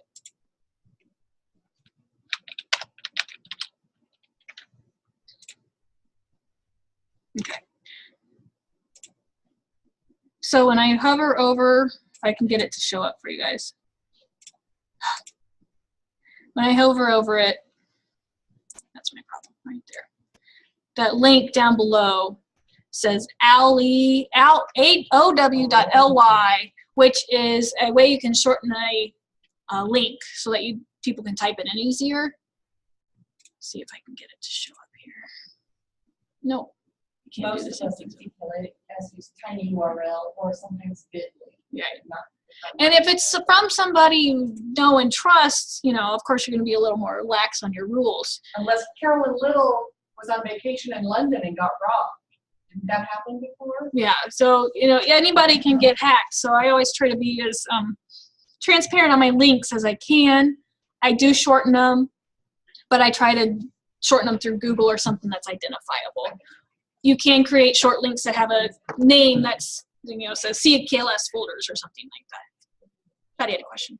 I recently received an email on my actually on my work account, but it was the from was Japanese characters, and the subject title said "big mistake," and so of course I ignored it, and then I kept getting emails from this email address, and finally I received a Facebook message from a person from Japan who kept saying, how come you're not responding to my email? Because the way Thunderbird had switched everything out, to me this just said red flag, and I just kept I put spam on all these emails, and it was catching them, but it was still sending them to, they were coming to my inbox, and I just kept ignoring them. Finally, she Facebook messaged me because she really did want to talk to me, but when she communicated what she really wanted to say, came across, translated as big mistake. So she could not go any further, and I was never. It's better to ignore a email that's fine than to be like, oh well, and just click on it. So when in doubt, do not click. What I did, and I was pretty sneaky. I don't know if I have a example of this or not. About a month or two ago, I sent out an email to all the CKLS staff and the GBPL staff, and it looked legit. And let me see if I have a copy of it. I thought I bookmarked it, but I don't see it. So I know I sent you a message going, this is weird. I ignored it. I freaked out. I was like, that's what you need to tell them. what I'm doing right now is I'm using an email filter, and I'm searching by sender. So I know that Harry purposely clicked on it, so I know that I know that he sent this to me. So let's see if I can find it real quick. So what I did is I sent an email, and it said from IT@ckls.org, so it even looked like a legit email address. And then I said, there's a problem with your account, please reset your password. That's all the email said. I think it may have said IT department CKLS as the signature. Andy, and Andy's like, you need to talk to her about it. I'm not sure if I'm going to find it.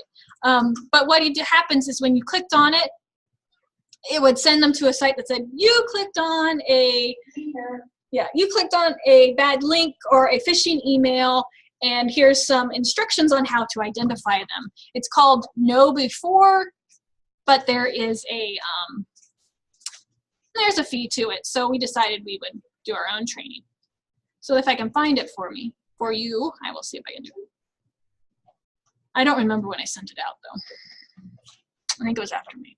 I don't see it, but if CK people, if you have one available and you could forward it on if you still have it, I'd be happy to show them that one. Here's another one I got. Looks like it's from Facebook. It's Happy Cousin's Day. I love my cousin. Aw, it's so sweet. Not your cousin? I don't know who esmeflores5@yahoo.com is. This was to my personal email account here. When I hover over it, let's see if magnifier will work this time or not.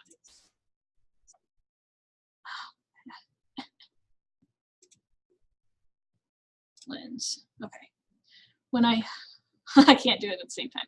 When I hover over it, it says specialdaymessages.com, and it has a long thing. And it could be perfectly fine that somebody just had the wrong email address and sent me a Happy Cousin's Day, but since I only have 3, I know that it's not my cousin. So just keep that in mind. Okay. Let's see. This one's Patty sent me. And I'm going to zoom out a little bit if I can. I try to collect them. So let's see if it'll come through here. Is that all it is? I didn't ever find a link for that Okay. one in Patty's. Me either. Okay. I linked to the article to the hotel. You check into a hotel, you get a phone call from the front desk. And what they do is they call the front desk and say, oh, I need room, blah, blah, blah. And then when you answer the phone in your room, they say, this is the front desk. There's a problem with your card. If you just give me your information, we'll get it taken care of. Oh, that's The proper response to that is, I'll be right down to the front desk. all right. So, hang on. Look at the chat. Oh, so this is from one of our Zoom members, and they've gotten a email from somebody claiming to be IRS saying they owe money for back taxes and wages, and that if they don't pay it, they'll get their wages garnished, etc., etc. So that one's not even phishing. That's also scareware because nobody wants to be audited by the IRS. So again, I would check the email address that showed up there, and I would go to irs.gov website, not click any links in that email. Go there. They'll be able to, you'll be able to find your way. I think I got distracted at the PayPal. When I went to PayPal account, I logged in with my PayPal information and checked all my account information from there without ever clicking on any links in that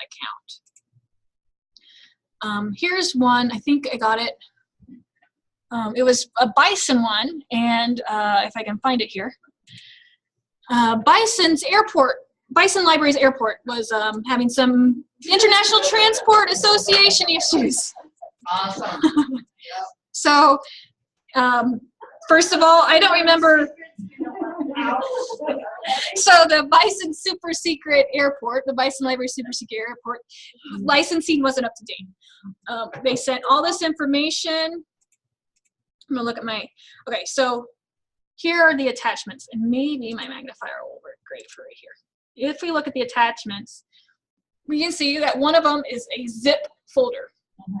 Zip folders are compressed so that you can share big files like a movie or something or a whole bunch of photos. They're compressed into one folder and they are take up less space when you send them. So you can send them in your email. However, this is also a good way to hide when it's a .exe program install file or a JavaScript or something that's going to get into your computer and then you have a virus and then it's going to lock down your computer or just steal all your information. Always be wary of a zip folder.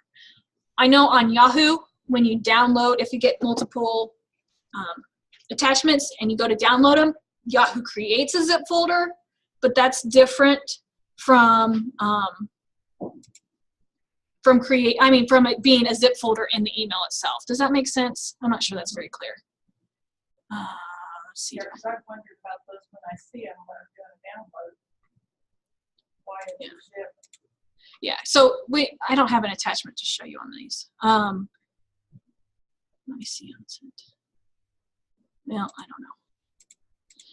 If you have an attachment, oh, maybe that was one. It'll when you see it in the email itself, it will show the file types while it's in the email. And then when you go into Yahoo and say download, you can choose to download one or download all. If you download all, then it will create its zip folder then. And so that's different from it being in the email already as a zip folder.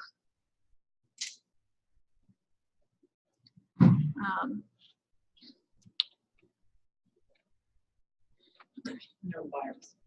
No viruses were found in this one. Well, that's good. So this is one that was forwarded from Bison Library. And I don't remember if it was Annette that was a librarian. I think it was Lila who was a librarian at that time. So, and she got a couple of them. So she just kept sending them to me. And she marked them as spam. And we just had to keep ignoring them, really. But that was one that's kind of like the IRS one that somebody else mentioned, is that it looks, I mean, obviously Bison Library doesn't have an airport, so she knew it was fake, but it has a bunch of information requests. I'm not sure about the formatting. It's an email, if it was all in one big paragraph like this, or if when she forwarded it got, realigned. But it looks like it has legit information. I think I even Googled the International Air Transport Association, and it did match the address that's given there in Quebec. So it looked legit, but obviously Bison Library doesn't have an airport. And they're like, well, doesn't somebody need this? And it's like, well, it's not our responsibility to try to find the actual owner of this IATA code account. So they don't have the right information. We can treat it as spam. All right, so this one's from Sherry. Oops, sorry guys, I clicked on the wrong spot. And she made a trip to Turkey, and she needs some help. But okay, first of all, I don't know who Sherry Henry is, but also you can see that she sent it to undisclosed recipients. So of course, when you get a listserv email, you're going to have undisclosed recipients, but it's from a known sender. This one's from an unknown sender, and this is like the, oh, I went to the London Olympics and then I lost all my money, please send money. This is like that email that's going around. So again, it's just one of those things where this one's the one that pulls on your heartstrings. Oh, this poor person's all trapped and I need to help them. But, don't send money over the internet to people you don't know. Okay, this one says, I've received emails. Let me pull this on let me magnify it here. I've received emails from Twin Valley Telephone, our provider. And that Twin Valley said that the account would be closed because of some problem.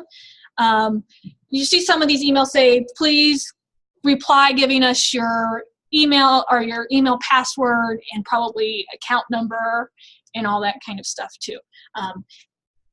This one did the right thing. they call their director or their internet provider directly, and then they can resolve it. So if there is something really wrong, then they can help you fix it over the phone.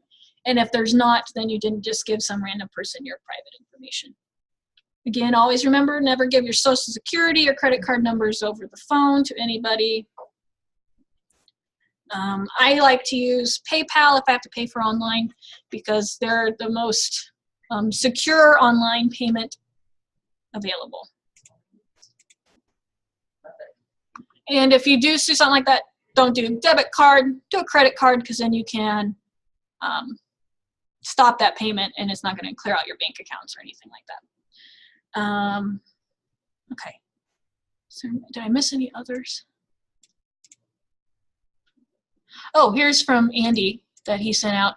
It's good to remember no legitimate company, let's zoom in again. No legitimate company will ever ask you to give out your personal information in a return email. Also, if it's something that seems threatening, remember, email is not the only means of contacting you. Usually, account holders threatening to close your account are going to send you an official letter. That's still the main way. Also, a phone call. And, you know, if one that I think is really hard to not click on is when it's like a FedEx, UPS, or UPS tracking number. Libraries have stuff coming in all the time. You know, you have those standing orders. You know, well, I ordered some on Amazon, but it was 6 things and they could be shipped 6 different times. So it's hard not to click on those tracking numbers. I would try to always go through your confirmation email. They usually give you a tracking number then, instead of one that comes later that looks a little scary. Diana has a question. From Amazon, especially from Amazon, I try to go into my Amazon account and look at your recent orders. And Yeah. that always gives you kind of an overview of everything. And it's like, well, all of my orders have been shipped. So obviously there's no problem. Right. So if you know that you only order from Amazon or Ingram or what's the one you get all the summer reading stuff from? Upstart. Go to those online accounts that you have and check from there instead of relying on that email to click from. I was trying to think of other ones that I've had that were, I don't remember this one.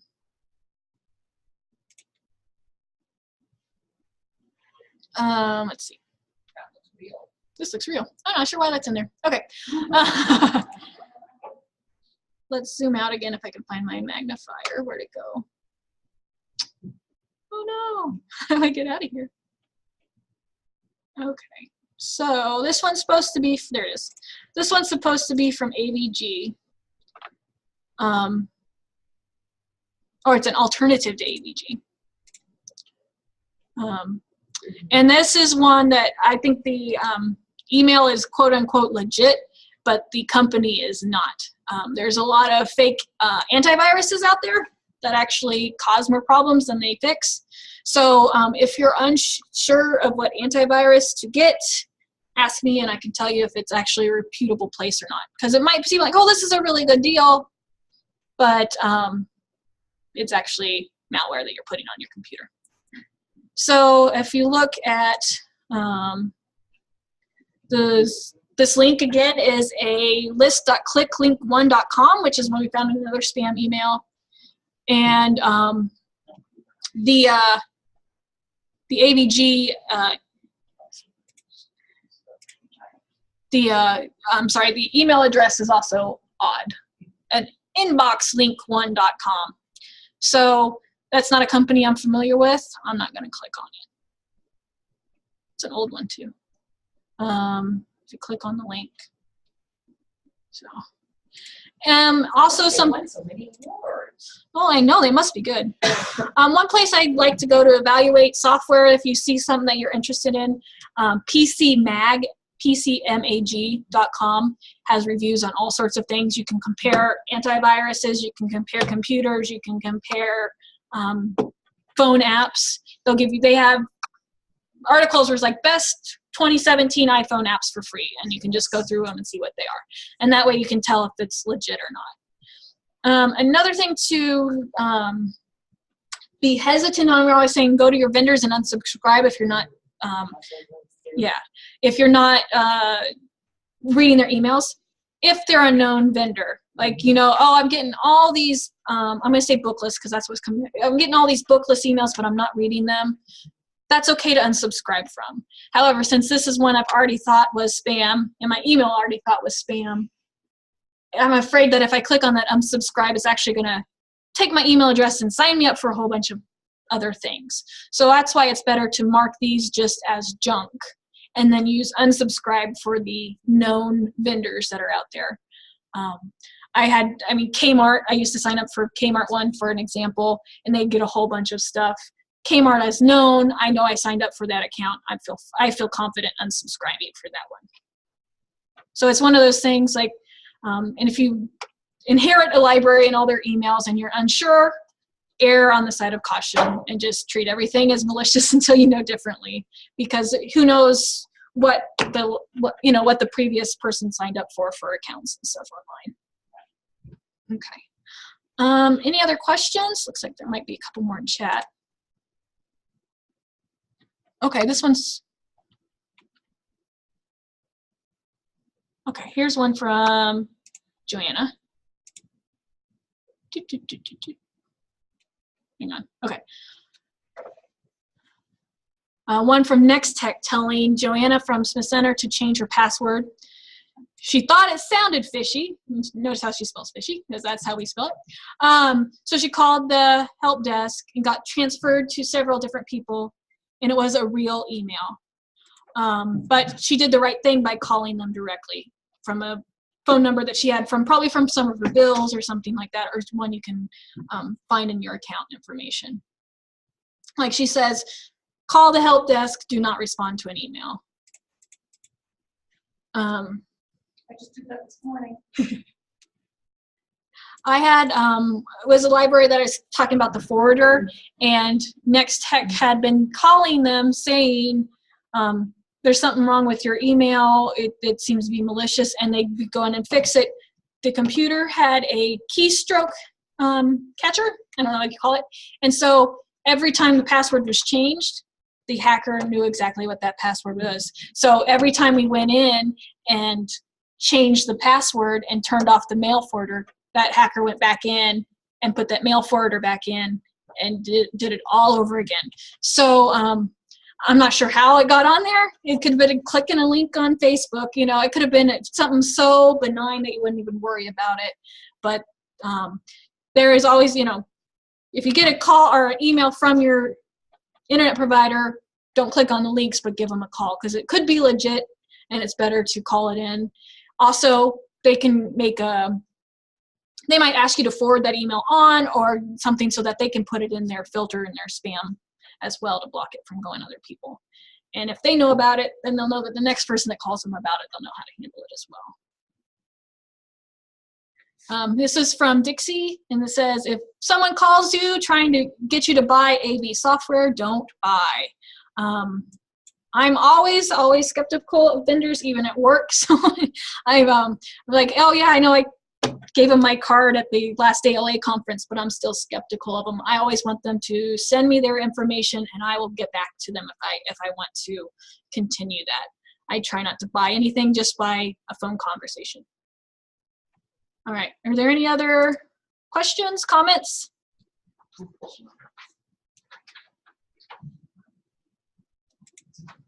Okay, well, we're scheduled now to go on an hour-and-a-half break for lunch. Lunch is on our own. We will be back at 1:30, and we're going to go over printing. We're going to show you how to use one printer for both color and black and white, where you can set up your printer, default printer to be black and white, and then they have to select color, but it's actually the same printer. I have several mobile apps that we can use for mobile printing from your tablet or cell phone, and we're going to test going over that. And then I'm also going to go over receipt printing too. So meet back here at 1:30.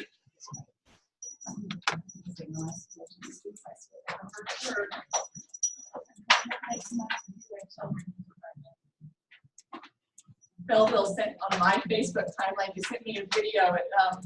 Please notice the lovely 8 to 12 inches of empty space at the end of every shelf. So sure. Okay.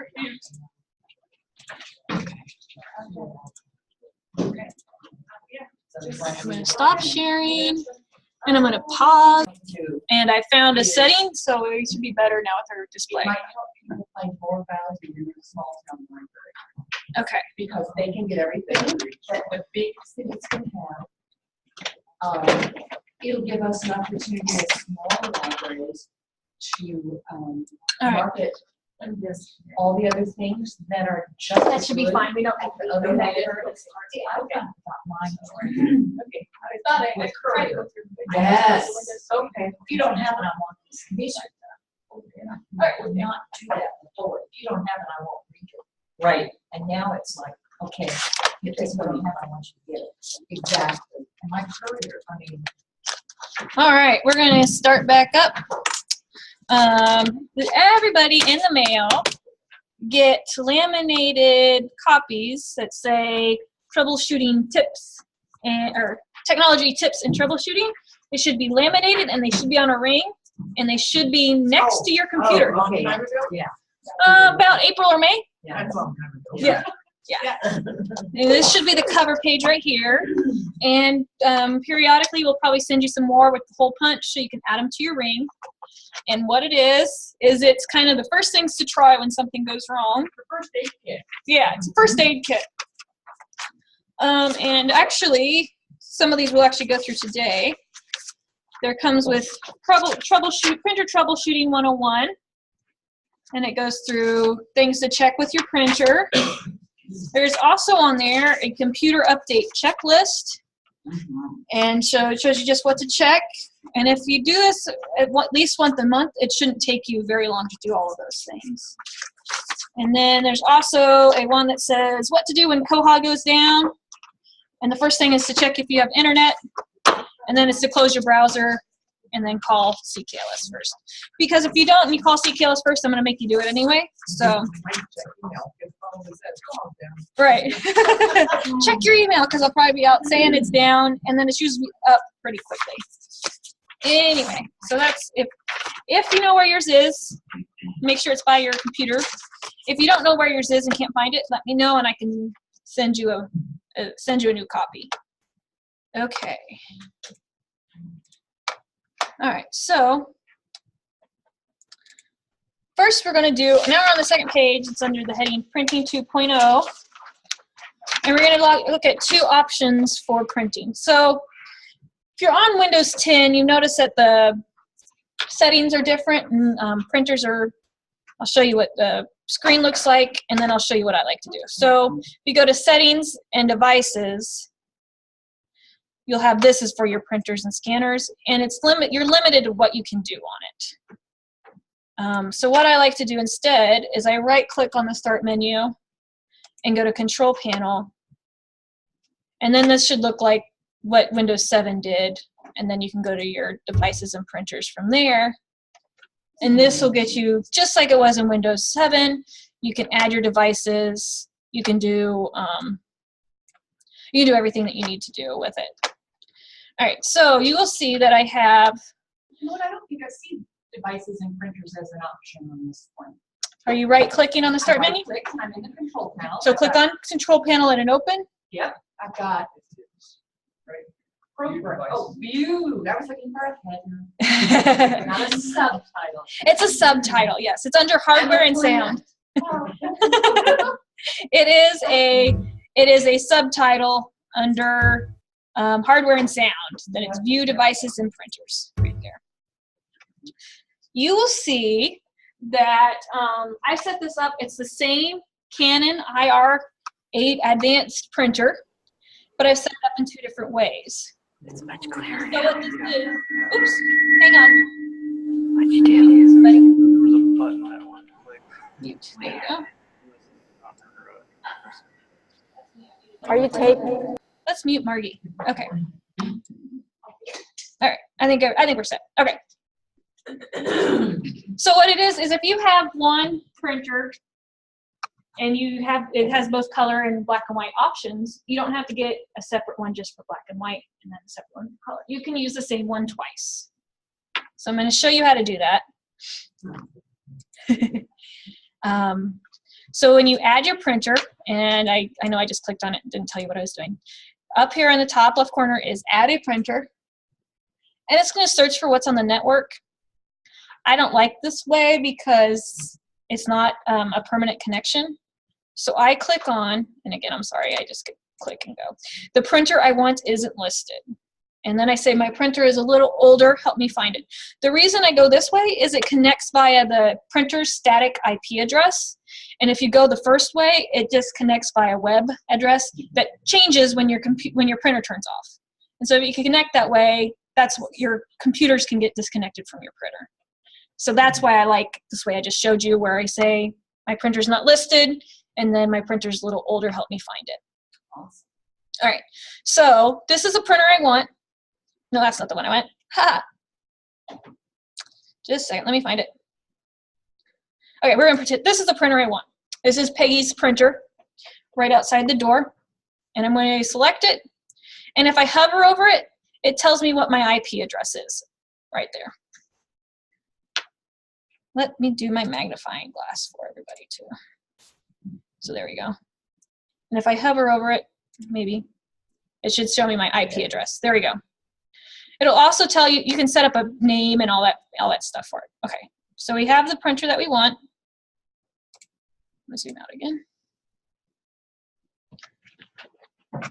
And here you can name it. I like to keep the identifying number on there if you have a lot of printers in the building, because then you can look, it's printed on the printer, but then I'll give it a name so I can find it.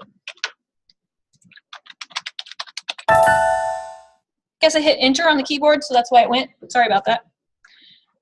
Choose whether you're going to share it or not. If it's plugged into the internet, you don't need to share it. Okay, so that's the color, and there it is listed there. Once that's connected, that's all I have to do. I'm just going to repeat the process again to connect it as a black and white. So I go to add a printer. The printer I want isn't listed. My printer's older, help me find it. Let it come up again. That's the same one. And next. Okay. You can use the driver it just installed for the other one. And this is where I'm going to change it to Peggy black and white.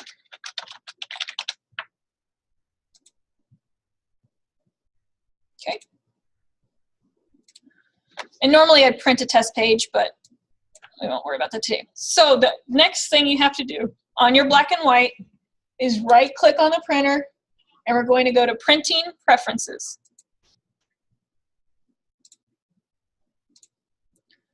Okay. And what we want to do is find the Advanced button. And here we say Color Printing Mode. We want to change it to monochrome. And then press OK. What this does is then, of course, makes you have a black and white printer and a color printer. So when I print the test page for this one, it'll be black and white.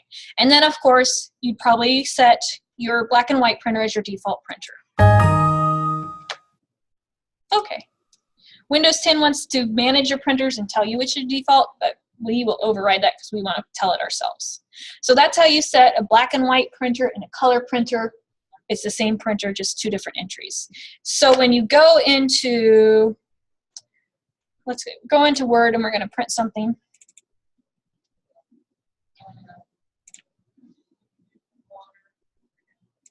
Maybe. There we go. So what we're going to do is when you go to the print window, it's going to give you the two options, and of course the black and white one is going to be the one that's just a test. Okay. So File and Print. Slow right now. It needs a reboot. Okay. So here you can see that the name, okay, I didn't notice this. When I named the printer comes already with the color LaserJet. So what I'd want to do is make sure I edit out the color all the way there. But here, Peggy's black and white printer is the default. And if they want to print in color, the patron has to purposely select it. So then that helps prevent them accidentally printing in color. Okay. Any questions on that one? It's really, really easy. If you wanted to do that with any of your printers, let me know and we can schedule a time to come up. I can do it remotely, but I can't tell if it actually prints or not. So it's easier to just come out on site and set up a printer that way. Okay, next is the fun bit. And I've asked some of our CK people to bring in their iPads. So if you guys don't have a smartphone, you can borrow an iPad and see how this works. I'm going to sync my tablet to Zoom here, so just a second. Zoom class. Ta-da! Okay. So I have 5 print apps on here, and you don't need all of these. If you have an HP printer, you just need HP. I have it written down here. HP Smart. If you have Canon printers, we need Canon Business, Canon Business Print.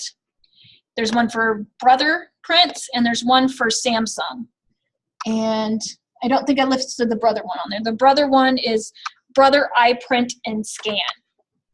And the reason why you want a printer-specific one is it just works better than the generic app. You see I have a Print Reliably printer app. It can see all your printers on your network, but it prints everything with a watermark on it.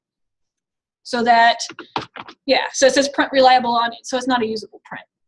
If you use HP Smart, Canon, Samsung, the one that's appropriate for the printer that you have, it's free and it doesn't have the watermark on it. So you have patrons coming in with their mobile devices and they want to print from it. Now you can, whether your printer is mobile ready or not. So that's exciting. The printers we gave out in 2015, the color ones were ePrint ready, where you could print from a device. You have to connect to the network, and I'll show a video on how to do that. But this will work with any printer that's on the same network as your wireless. So if you have a Nextech hotspot, you probably don't have any printers on your hotspot. But if you just have a Otis Library wireless that's the same as your regular network, and that's something I can help you determine, and your printer is networked on there, which all of our printers are, you will be able to see your printers. So let's do Canon. I'm going to add a printer, and I'm going to do an auto search. And what it's going to search is it's going to find all of my printers that are on my Tsunami wireless network. So that's the key, is to make sure that you are on the same network as your printers. And if you don't want your patrons to have access to all of them, you can put one printer that's on the same network as your wireless. And that's something I can help you figure out and we can set up. All right, so I know that I want the one that's in here. I can't click on it, it's on my tablet. Okay. So I select the printer I want.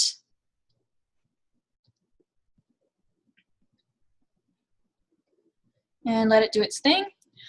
You can print from, this will sync to any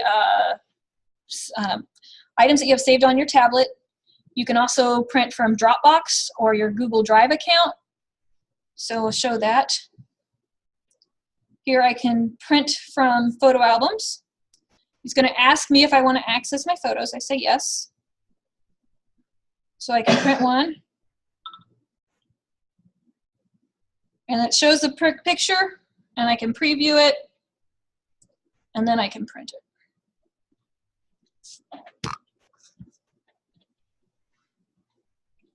And it should just print right back there in that printer right by Andy. So that's just printing from your device. If they have it as a picture, all they have to do is find it on their tablet, and they can go. Which button again do we click to make that happen? To get to there.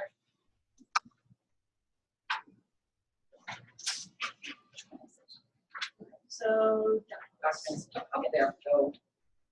All right. So that's just printing photos. Oh, sorry, I keep trying to do it on my screen instead of on my thing. It's not white, but It's black and white, but it printed.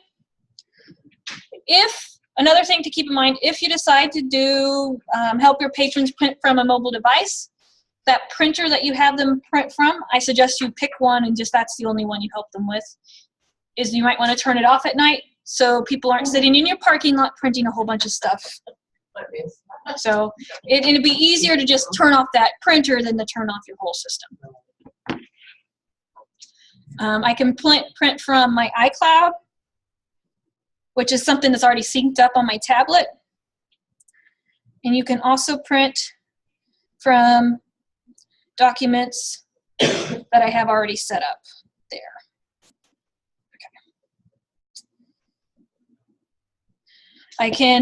Okay, so let me go back. I'm back here at Documents, and I'm looking at Account Settings. I can log in with my Dropbox or my Google Drive account. So if they have they forgot it at home, if they have a Google Drive account or a Dropbox account, they would have access to it and can print from a mobile device as well. So it's not just limited to pictures anymore. For a while, it was easiest to just print pictures from your mobile device. Now you can print just about anything. What about text messages?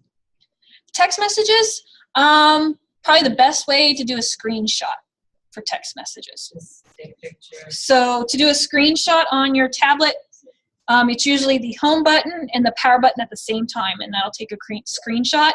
It saves it as a picture in your photo album, and then you can print from there.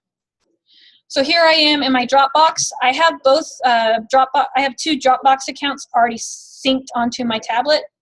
I would assume your patrons would too if they're already set up. So I can pick which account I want, and I'm clicking on the wrong screen again, guys. So then when I pick my account to print from, come on. Doesn't want to do it. There we go. I had to go back a page. I set up my account, and then I had to go back to regular documents. Oh, I don't know what I want to print. Let's print something.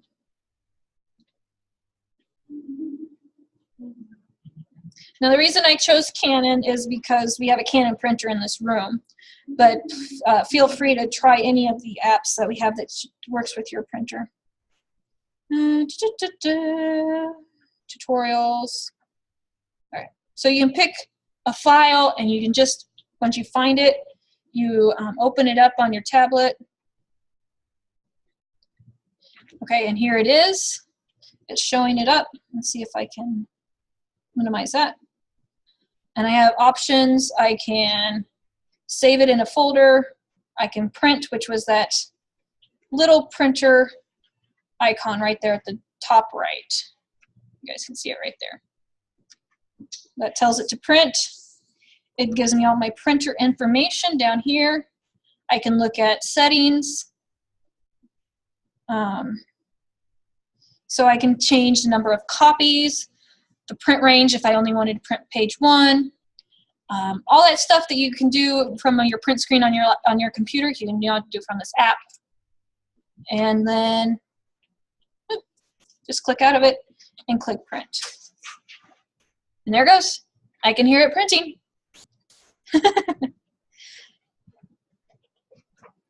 The other thing you can do is if your printer has a scan option, you can scan from your printer to your phone.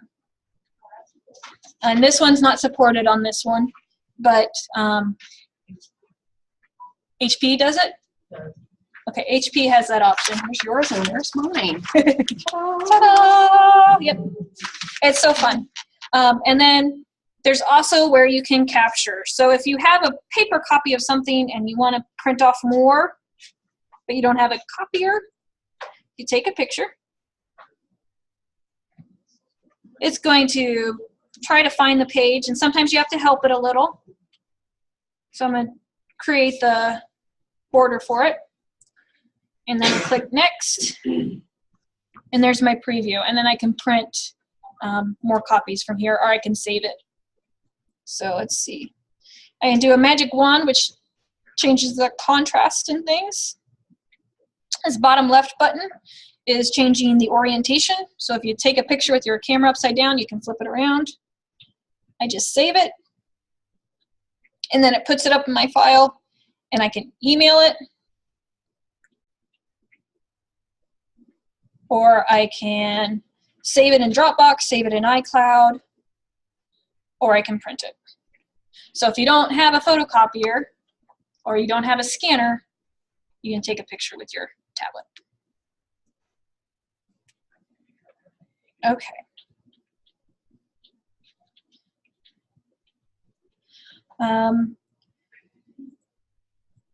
These are some other options that are available. Read Iris is so that it will identify text on your documents, so it makes it an editable file. That's easy to say. Direct connection would be a direct connection to that printer. And I'm not entirely sure what release and print is, so we're not going to worry about it. But there's other features on there, but these are the basic three that you're going to use. I'm going to show you HP, because a lot of our libraries have HP. If your HP printer is connected to the internet, not just a USB cable to your computer, and most printers are now connected by internet, you should be able to do an HP app for your HP printer. So I am connected to it's called Public LaserJet. It's actually the printer in my office. You can see here I can scan to an email. I can check my printer settings. It's going to tell me what the name is, all the information. So you can even go in here and look at your network information and look at your printer reports, all that sort of thing. So if I want to print from my Dropbox, the first time you use it, you're going to have to select which Dropbox, or your Dropbox account, and get it set up. If you already have a Dropbox apps on, oh my gosh, Dropbox app on your phone, it's going to automatically pull that up for you, and you just select the one that you want. And once you have it selected, you don't have to do it again, but you can go back and change the one that you want again.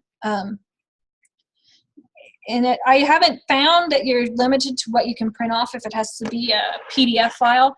I've been able to print Word documents. And you just select what you want.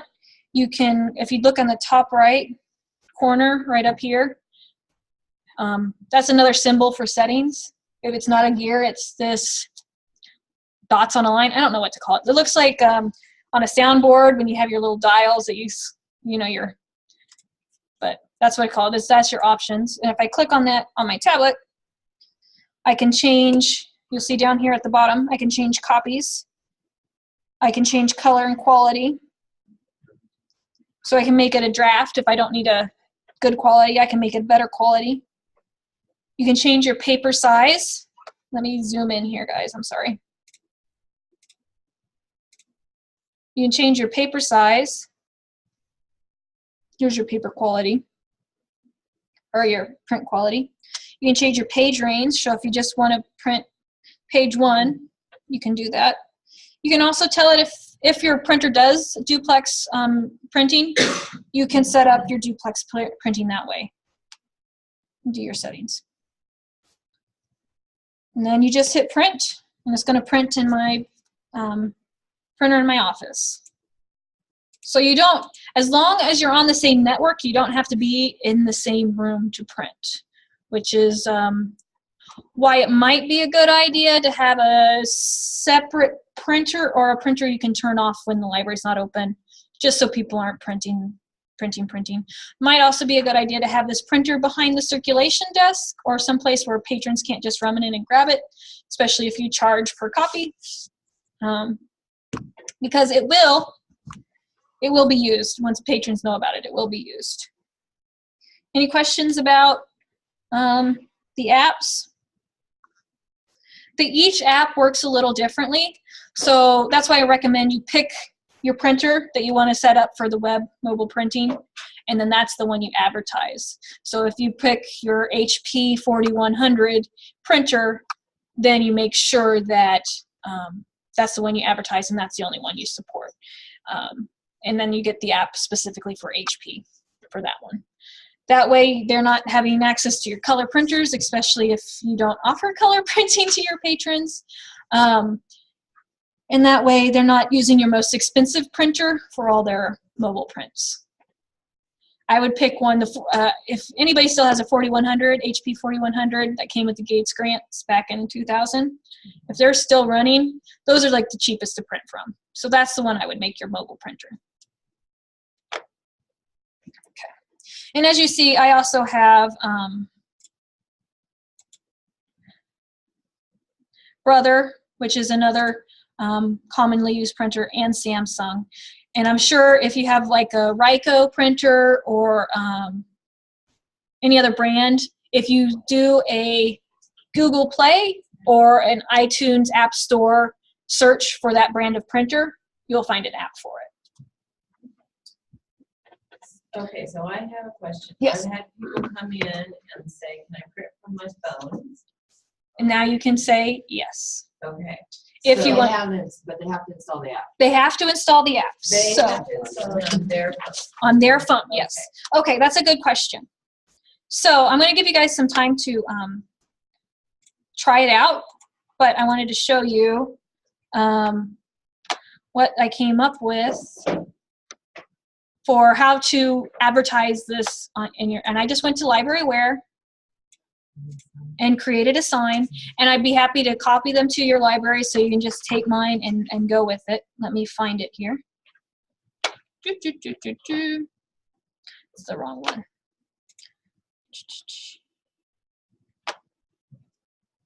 Oh, too far. All right. I think I'm a little slow because I'm hosting the webinar at the same time, so be patient with me. Okay, HP mobile printing app. Okay. We're still on the tablet. Oh, we're still on the tablet? I need to change my share. Thank you. Desktop. Okay, so this is the one I made from Libraryware. Stock photo, all that. Minimize that. So if you tell them where to, if there's a Android version and a iOS version, there's probably a Windows Phone version as well. If they go into their app store and search for HP printer app, they're going to find the HP Smart app. There's others out there, but the HP Smart one is the one I've had the best luck with. So in your handout on the print side, I've listed the ones that I think are the better choices. There's also, you can search for Samsung and it'll bring up your Samsung print app. The Samsung mobile print is the one I recommend on that one. And then the business Canon print one is the one that I've tried and they're all free, which is excellent. The other thing I put on your sign is your cost, how much it costs per copy. So I gave the name of the printer, and if you decide you want something that's a little less numbers and boring, we can rename your printer to J.H. Robbins printer. Something that identifies your library, we can do that. We just, and then we did make your sign reflect that. They see what they need here. The QR code, which is right here, if they have a QR reader on their phone, it'll take them directly to where to download that app. And that's only downloading the HP, though, right? It's only downloading the HP. Yeah, so if you wanted to do your Samsung, you want to do a Brother or a Canon, we'd have to change that QR code, but it's totally doable. It's there's a little widget in Libraryware where you create a QR code, and all you do is paste in the web address for that app. And so it takes a little bit of setup, but once they're set up for it, it's going to be very easy for them to print from. Okay. Any other questions about mobile printing. And how did you say we get this poster? I will share it with you on Library Aware, and then you can either customize it yourself. Have you been using Library Aware yet? No. Okay, so I can customize one for you, and then you just print it off. I just send you the print off for it. Or you print off the them and have them laminate it for you. Yeah, if you want it laminated, if you want it printed and laminated here, just let us know, and we can print that and laminate it. Takes about 3 weeks to get a Library Aware project printed. Usually not that long, but that's what we tell everybody, so we have some time to work with. And we'd be happy to laminate for them. I would even recommend you post one in your library window so people know that they can do it even when you're not, well, I guess if you're not open and you turn off the printer, you're not going to do that. But then they know it's available too. It might be something you want to post on your website saying, come in, we have mobile printing now. And this way you don't need a fancy new printer. You can use what you already have. Okay.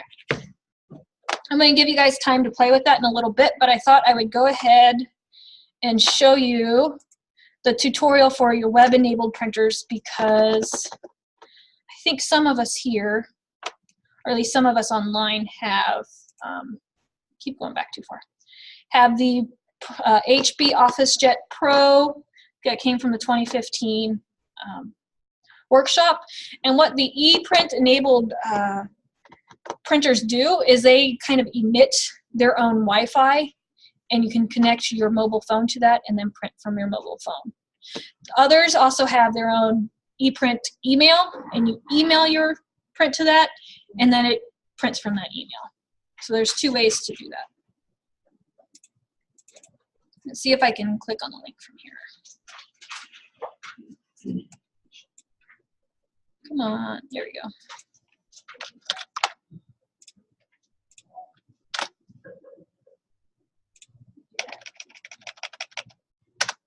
And this one is for a printer that's not quite like ours. This video shows how to use Google Cloud Print to print from your Chromebook to your HP ePrint capable printer.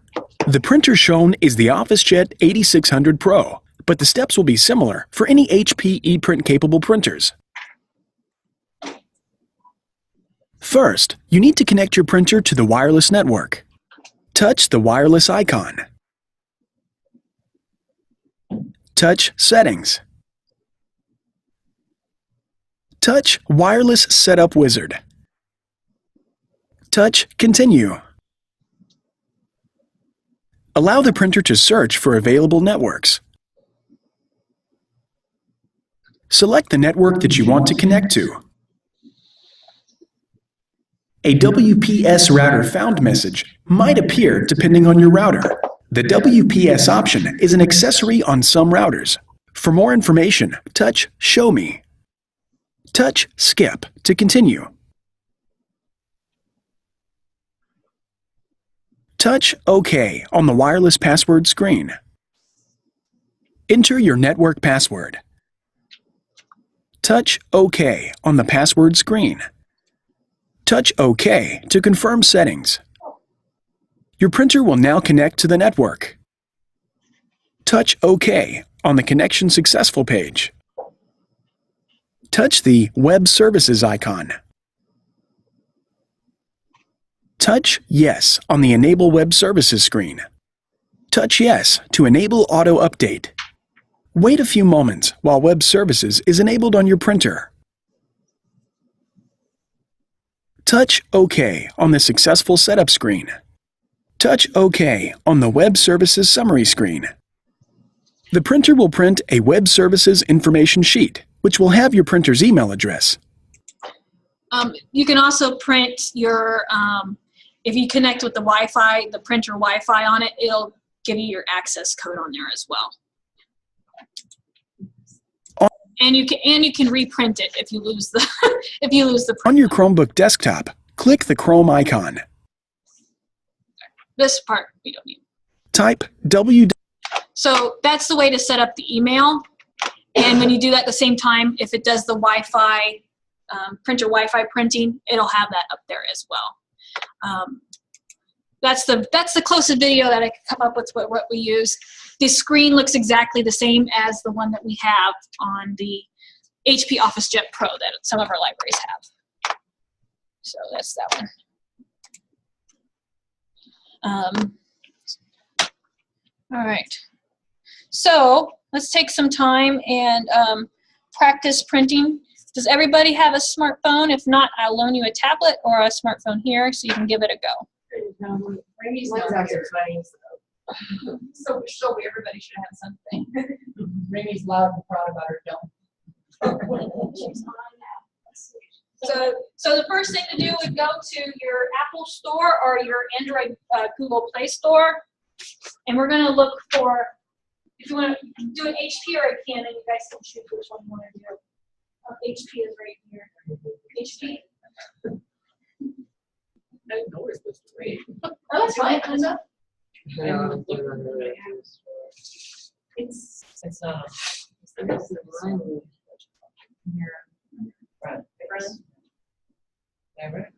There it is. Right there. Right under your finger. It said iTunes. No. App Store. So yeah, that's why you need to turn it on. There. Now you should be able to go to it from the front. If you do the Canon one, you can print to the printer right in There here. it is. If you do an HP one, we have several around. So what do you do pictures? I'll just do it this way. There's no way of resizing. Apple. And Well, I think maybe in printer settings, I need to change this. And now I'm not making my devices. So I'm gonna spend a little bit of time tomorrow morning. Maybe we hook up to I just changed my email from password from webmail because I didn't know what it was. So I wrote it down. I have it right here, So there's Canon. and I entered it into my contacts. I know what it is. And now So I don't know I'm if you can getting change the email print on size. either of my devices, even though I know the same one in. So I'm gonna have to go fuss with it. Yeah, right. And sometimes so scan for it, just Yes, exactly. Yeah. or just HP print. So I was or HP Smart. A little too quick. You know how that can be. Do you read directions? You guys don't. Okay. Your generation is very. Right. Is this one again? Yeah. Do the library. Make sure, I guess the one step I forgot, is make sure everybody is on their phone on the Wi-Fi network Tsunami. I have a password here, but it's not gonna see it on the, I didn't see him. There. Now can you see it? No, I didn't see it. that's the key. If the printers are on a separate network than your public Wi-Fi, they're not gonna be able to see your printers. Oh, I get it.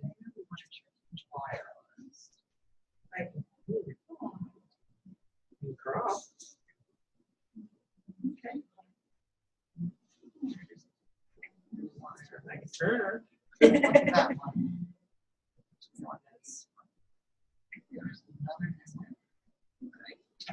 So if you have a photo editing app on your phone, I can edit it there, and then you can pick a size there. Just got this phone. I have no idea what it does. There are several good photos. There's another Photoshop address on there.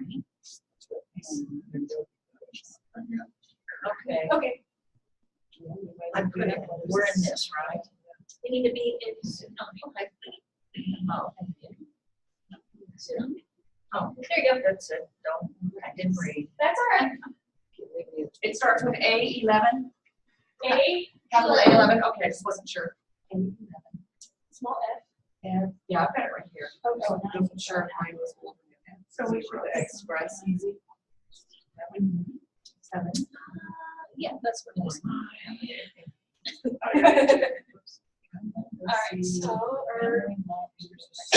It's still not working on mine. That's why I was like, yeah, it won't install for some reason. That's why I keep saying, so I just got this too. so are you on our Wi-Fi?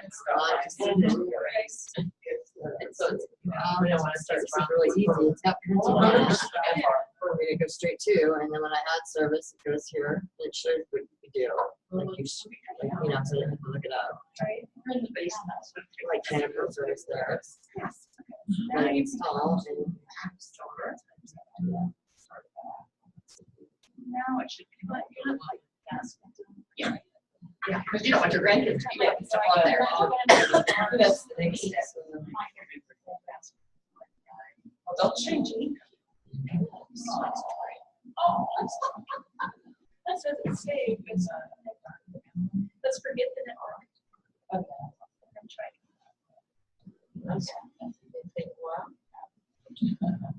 Capital A. 11, small f, 07, 1A, capital D, 3.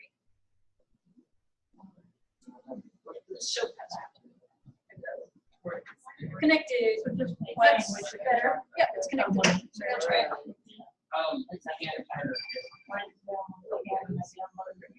Okay. Okay, so let's go to. That's the one. Right. Yep, that's So fine. then we go print Print documents. documents. My photo. Okay,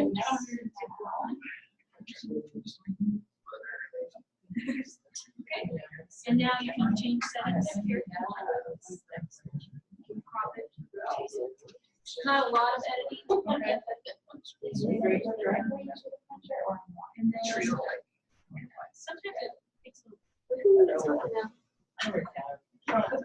We get close to have that. Yeah. That's good. So that is, right? I'm not sure why it's not showing up. See, the button is stayed out. Yeah, it's just like-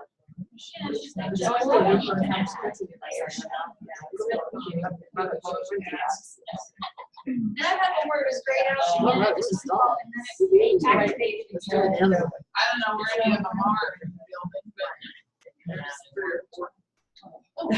I have one to share with. We're noticing. Okay, now we're supposed to do it.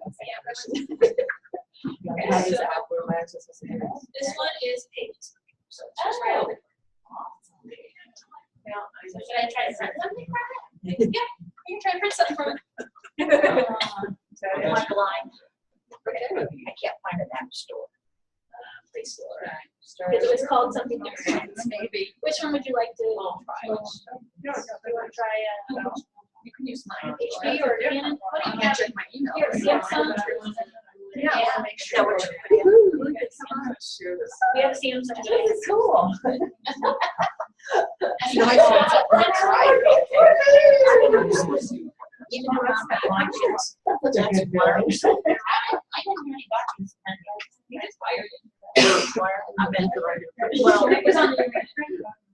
Because now I know I can do it. It'll print from all my computers, but it's What not. are you on there as? No, it's plugged into your network, and that's how your computer's mic.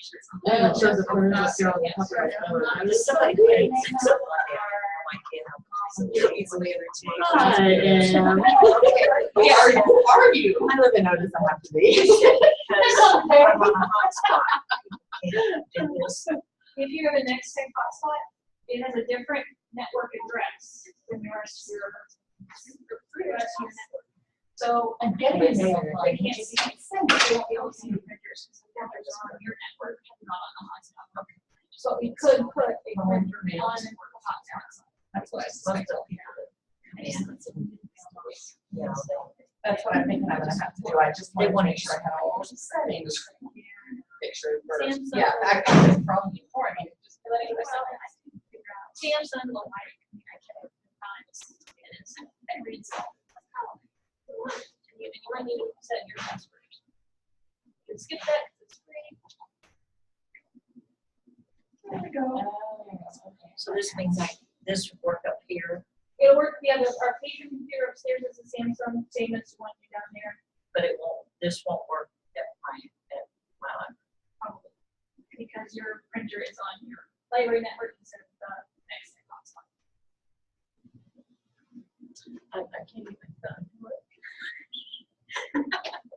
All right. I'm in the Which app store. printers? There might be a printing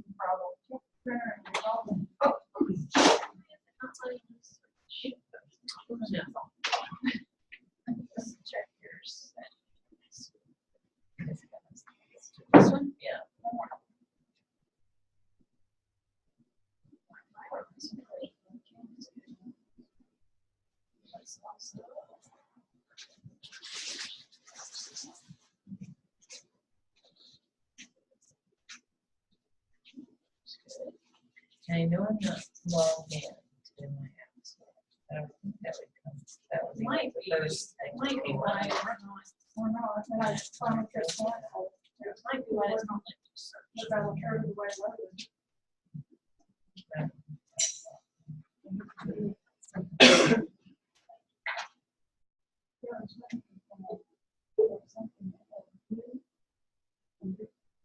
It's like you're logged in.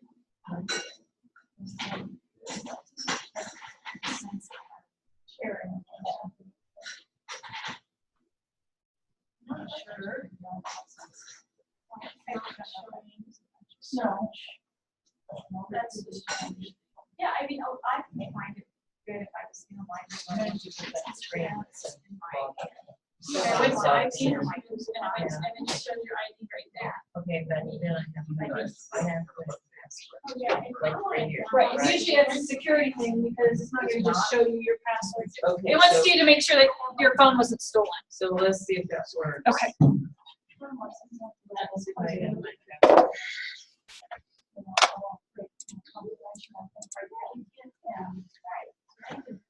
How do you have phone?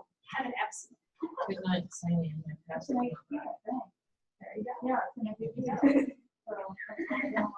I know what it is though. Okay. Right. Okay. Were you able to get it to work? Yeah. Tracy, were you able to get yours? Yeah, I'm trying to get in my email here to send me a name. I'm trying to get it to work on my phone because I got it to download finally. Oh, okay, So- excellent. So I'm just gonna check my email real quick and get the password and we're good to go. And then you're good to go. Thank you. Sure. Right. Well, it's. Did you get more through seven or something you went through Apple ID right here? Yeah. And then view Apple ID. Okay. Okay. Were you able to get it, Tracy? Right one. It's just fine. Yes, Did I find it?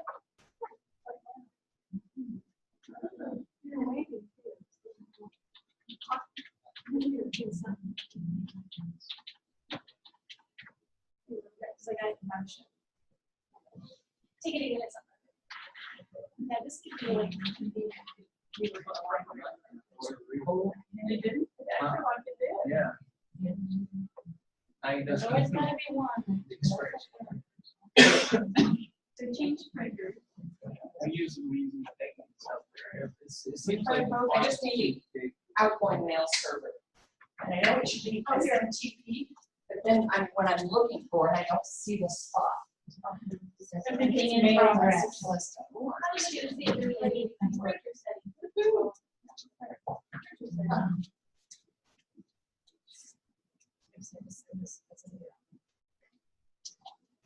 Yes, outgoing, it doesn't give me an option. Right. See here? I maybe just put SMTP. Still not able to search box. That's very strange. yeah, it's. Do you have Safari on your browser? You can search for it again and then it might open it up. So let's do, in your search box, let's type in HP Smart. We just. That's what I just can touch, that's what I. iPhone app. Oh, that's Good. Mike, bring it up. Smart print. Oh, that's right. In the base. It's kind of like being inside the house. Let's try it. There's a lot of moisture around like this. It's just so, it's so It's low. just really slow. They adjust, but move a good chair over there for yourself. Okay. I'm off one. Oh, there it is. Can't read it. There we go. That's exactly, I just needed somebody else to say, yeah, you're doing it. Oh, you've been done. Oh, it's still gone. That's why I wasn't too big. Okay, so this is Yeah, we're in the basement. Well, that's probably shopping cart. I made it big. Right, because you can read it, because it's not a mobile friendly website. HP Smart.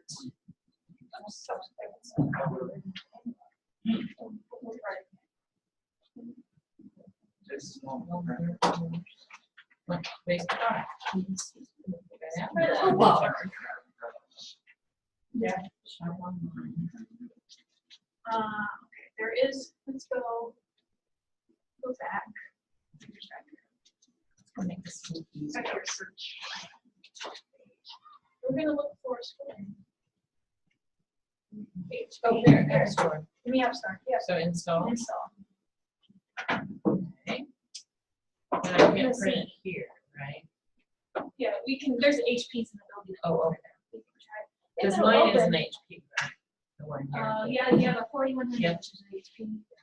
And then you also have the big color printer, and that one has the print settings. So there's two options there. So if I set the printer, then it doesn't matter. I still have to the app. So if the printer is set up, then they wouldn't have to have the app, but they have to have the password. Never know. Which you print out and give. Okay, so we have to set a password. Yeah. Which I would recommend that way, you don't have people printing all the time. If people printing, that's happening.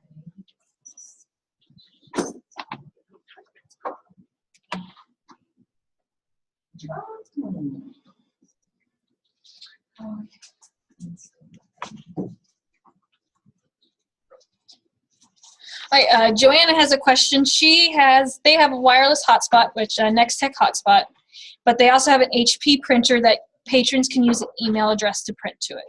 So her question is, I guess just clarification, if your printer has the ePrint options, they don't need an app to print. They can do the email to that printer, or they can do the connect to that email or that printer's Wi-Fi and print that way. If you see on, let me share my phone real quick. Here, mirroring. Just going to come on. There we go. Hang on. Zoom class. Okay. So if you have an e-printer set up, all you need to do to print it is pick what you want to print and then click on the little box icon at the bottom right, which is not showing. Here we go. It's a little box icon with an arrow up, and then on your phone, you pick the print button. And when you're connected to that printer's Wi-Fi, you can select the printer from your select printer options.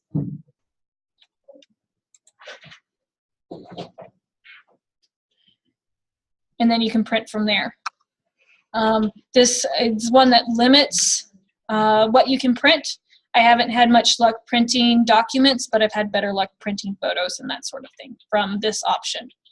And so that would be what Joanna would need, is to turn on the printer Wi-Fi, so to speak, to get the connect the phone directly to it. Androids have the same sort of option where you find what you want to print.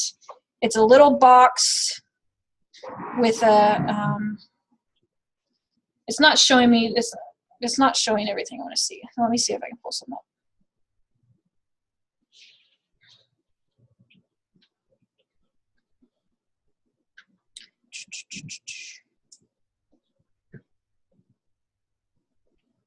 Okay.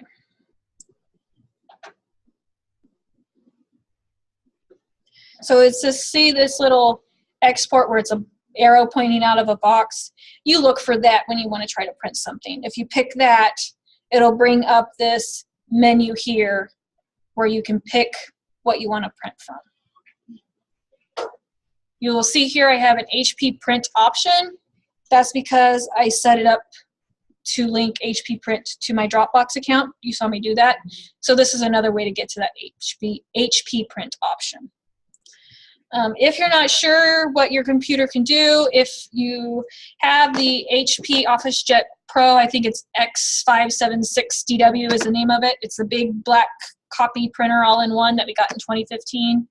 And you'd like to set up that for wireless printing, which I think Scandia has, I'd be happy to schedule a time and come up and do that and train you how to do it. This is not installed.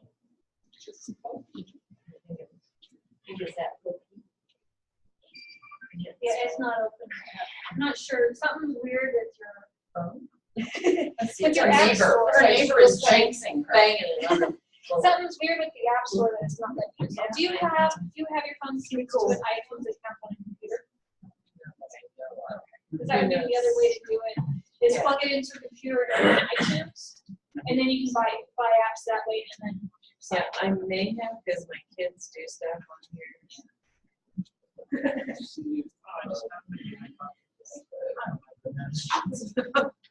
Really helps. So it's,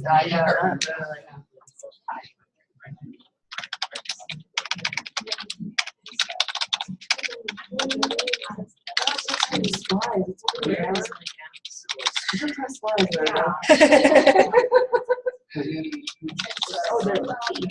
Oh, no. Oh, you don't even have to. Is it? Okay. Yeah, that's great. Got even. Yeah, no, come on up. All right, are there any other questions on mobile printing?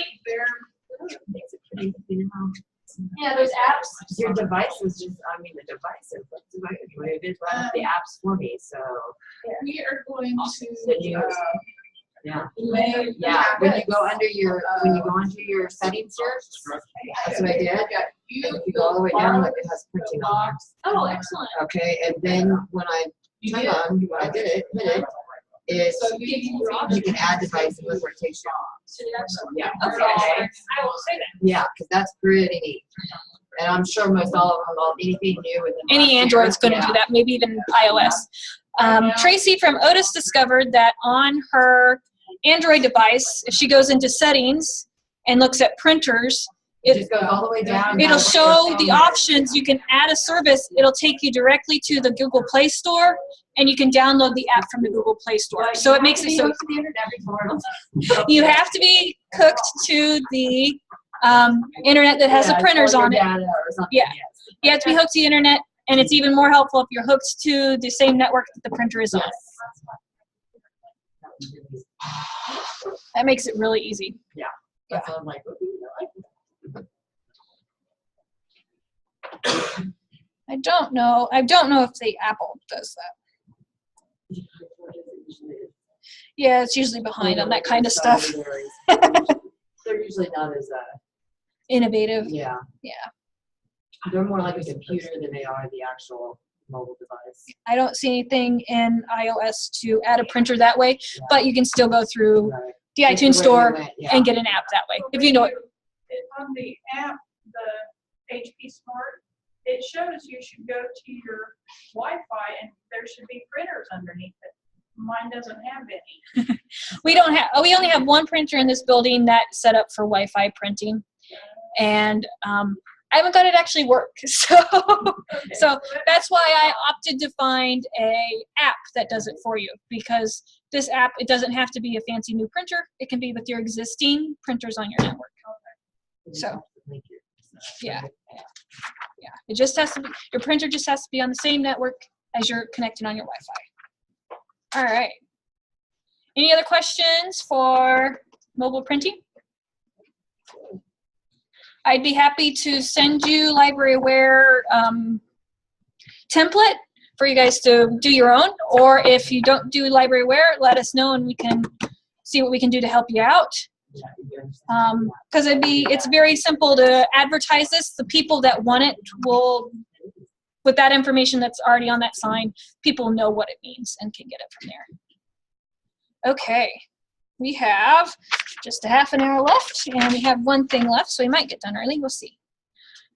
On our technology tips and troubleshooting thing that I sent to everybody, there is one labeled, and it should be in the handouts too.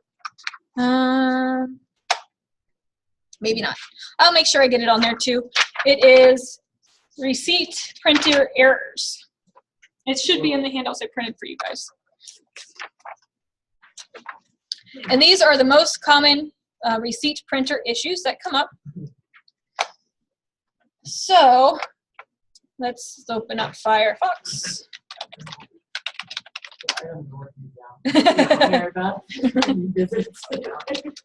So if you have, and this also works like if you're printing courier labels and they're printing funky, to also check these settings as well. Apparently, I don't know how to password. Usually it's on landscape, it's like receipt printer, right, printed, it's on landscape, not portrait. Exactly. That's Yeah. exactly like it. So if your receipt is printing super long, that's the most common one. Usually this happens, you'll be printing fine for a while, and then Firefox updates, or you have to clear your cache, or it restores to default, and then it's printing really long receipts. To fix that, you you're in Firefox, go to File, and Page Setup.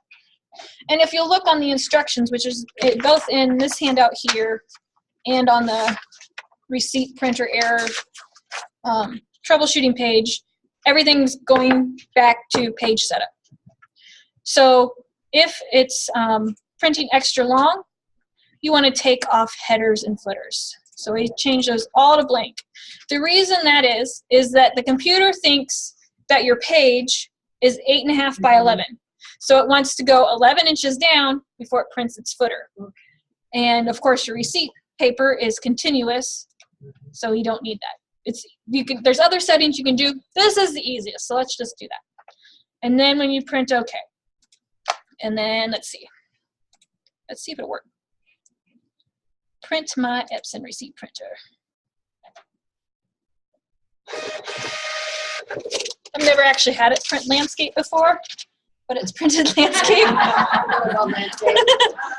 Usually when your page setup is set to landscape, it prints a little chunk, and it doesn't print anything on it, it just spits out a little chunk of paper.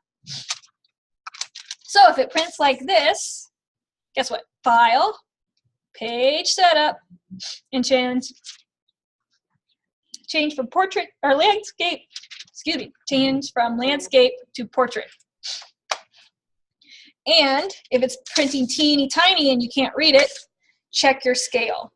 I try to uncheck the shrink to fit page, because if it has a barcode that's trying to print on it, it'll shrink the text down to fit that barcode on it, and it doesn't need to, it just thinks it needs to. So uncheck shrink to fit page, check your scale, make sure it's at 100%, and click OK.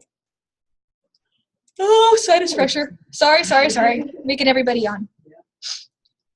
And then print OK. And I bet you could make us dance on the tables with our skirts over our heads, and we'd still love you. Yay! So there you got your little receipt printer thing. If it's printing the right length, but there's nothing on it, and you've checked all your page setup things, check your roll. You will see in the, let's see if I put it on camera, the roof of the printer, there's a little icon that shows you which way it goes. Think of it like toilet paper. It should roll under. Now that's a good thing. No, it doesn't. No, for the receipt paper, it needs to roll underneath. If you put it the other way around, it can't print on it. It's side specific on this thermal paper. So follow the icon, which is underneath. Roll under. The other thing is sometimes these rolls have a light hollow center, and when you get to the end of your roll, it's not depressing the little lever that tells it that there's paper in there. So what people have done is put a little weight in there, like a nail or a bolt that's the right length. It weighs it down, so then the sensor knows that there's paper in there. So roll it under. Okay. What else?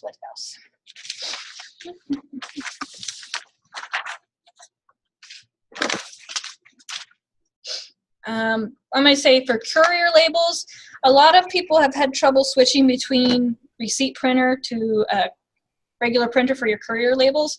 The easiest fix I have is use a different browser for that. So I put my bookmarks for my courier labels on Chrome. And then I print from Chrome for that, and then I print from Firefox is just my receipts for Koha. That way, default on your receipt printer there, and then default on the other. right? Okay. Because the way Firefox works is it gets stuck on a printer, and that's the only one it wants to print from. And it's just easier to have it always. You've always just used the receipt printer on Firefox. if you have that problem, oh, sorry guys, it's afternoon. It's time to go to bed. Let's see. Let's do career.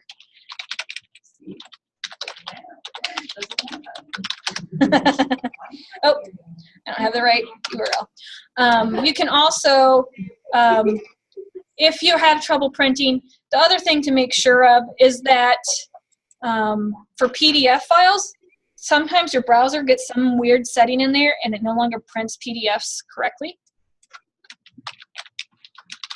So it's easier. Shipping labels, that's what I wanted. Shipping labels. Cyber Express. Shipping labels. So it's easier to actually open the shipping labels in Adobe Reader. So I'm going to show you how to do that. So I'm here at the Kansas Library Express website, shipping labels, and I'm getting the newest shipping labels. And it's thinking about it, maybe.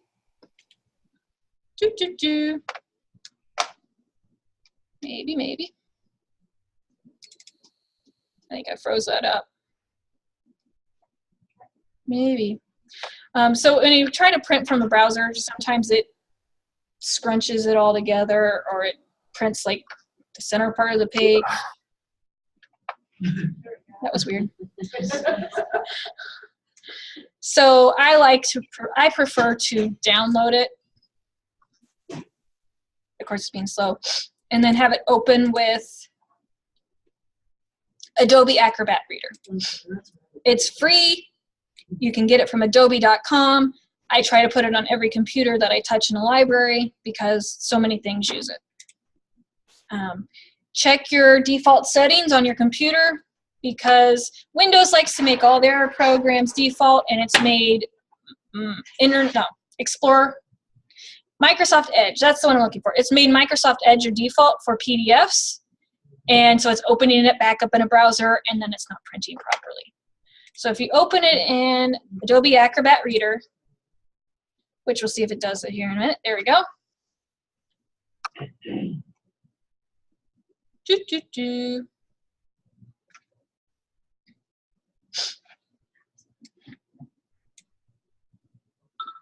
You can still have your bookmarks. If they're not showing up, look on your toolbar over here on the left-hand side. Yes, I want to set Acrobat Reader as my default. Should always be the default for that. See if it'll let me go back. Nope. Yay, default. Come on. I don't want to do this right now. Come on. Okay. So you can set this little ribbon that looks like a bookmark, and that'll be all your libraries, you know, that you're used to seeing. But then you can also print from here. And just try to get in the habit of always just glancing to see which printer is selected. It's just good habit right there. Yeah, we'll do Peggy's again. And then, of course, you can pick out your pages just like you would when you're printing from the browser. It's just more reliable to print any kind of PDF file, download it onto your computer and print from there. Now, if you're worried that I don't know if this is safe, you know, then probably shouldn't be printing it at all. But most people that come in with PDFs to print have trouble because they're opening it in a browser instead of opening it in Adobe Acrobat Reader. And I haven't found a good fix to make your browsers work again once they start having trouble with Adobe Reader. So you'll be like, well, I've always printed it from my browser and haven't had a problem. It's going to break at some point. So it's just something to be aware of. All right. Any other questions for me? So that page that you were just on, and it said updated July 2017. Mm-hmm. The labels. Yes. So is that where we go now instead of trying to paste and copy and paste all of our labels into that thing? You know what I'm talking about? When you get new libraries and that's for share it, and that's the lender string. Is that what you mean? Yes. The lender string you still have to do. That's on share it itself. Okay. So that's a different thing. Right. But if we, but the labels might be on. Yeah, you want to you don't want to just use the one that you've downloaded and been using forever because it won't be updated. This is the most recent. And this is on Henry. Yeah, it's Where'd you get where? So what I went to is Kansas Library Express, which is the courier, the name of the courier, and it has a link directly to the shipping labels that are on Henry Industries. Okay. The reason I chose this route instead of going to Henry Industries is because then I know when it was last updated. It's listed right there for me. Because we've looked for labels and haven't been able to find. And I just figured I hadn't updated. Yeah, it should just be a website. So, and then if you want to bookmark anything, I'm going to show you this real quick. Is you see this little eye icon? Let me zoom in here for you. There you go. This little eye icon, sometimes it looks like a globe or a little icon like that. If you put your mouse on that, click and drag, you can just drag your bookmark right there, and now you have a bookmark. And if you don't like the name of that bookmark, just right click on it and go to properties. In Google Chrome, it's slightly different. I think it's edit, but then you can name it courier labels and then save it. And then there it is right there for you, ready to go. And that's the easiest way to make a bookmark. And that's similar on all three browsers, on Microsoft Edge, on Google Chrome, and on Firefox. So that's the way to do that. All right.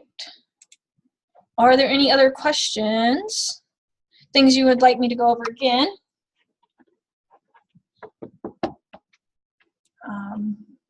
I'll be around for a while, so if you want to stay and play with the mobile printing or try anything else, you're welcome to do that. And I did record this, and hopefully it went well, and so it will be posted online probably. If I can get it done tomorrow, I'll have it posted. If not, I'm on vacation next week, so then it'll be the week after that. So, but it will be posted. Not just on vacation, hopefully off the grid. Yeah, hopefully off the grid. But we'll also post all the handouts as well, so that you can come back to it and you have access to all that stuff again. So, Thank you. thank you.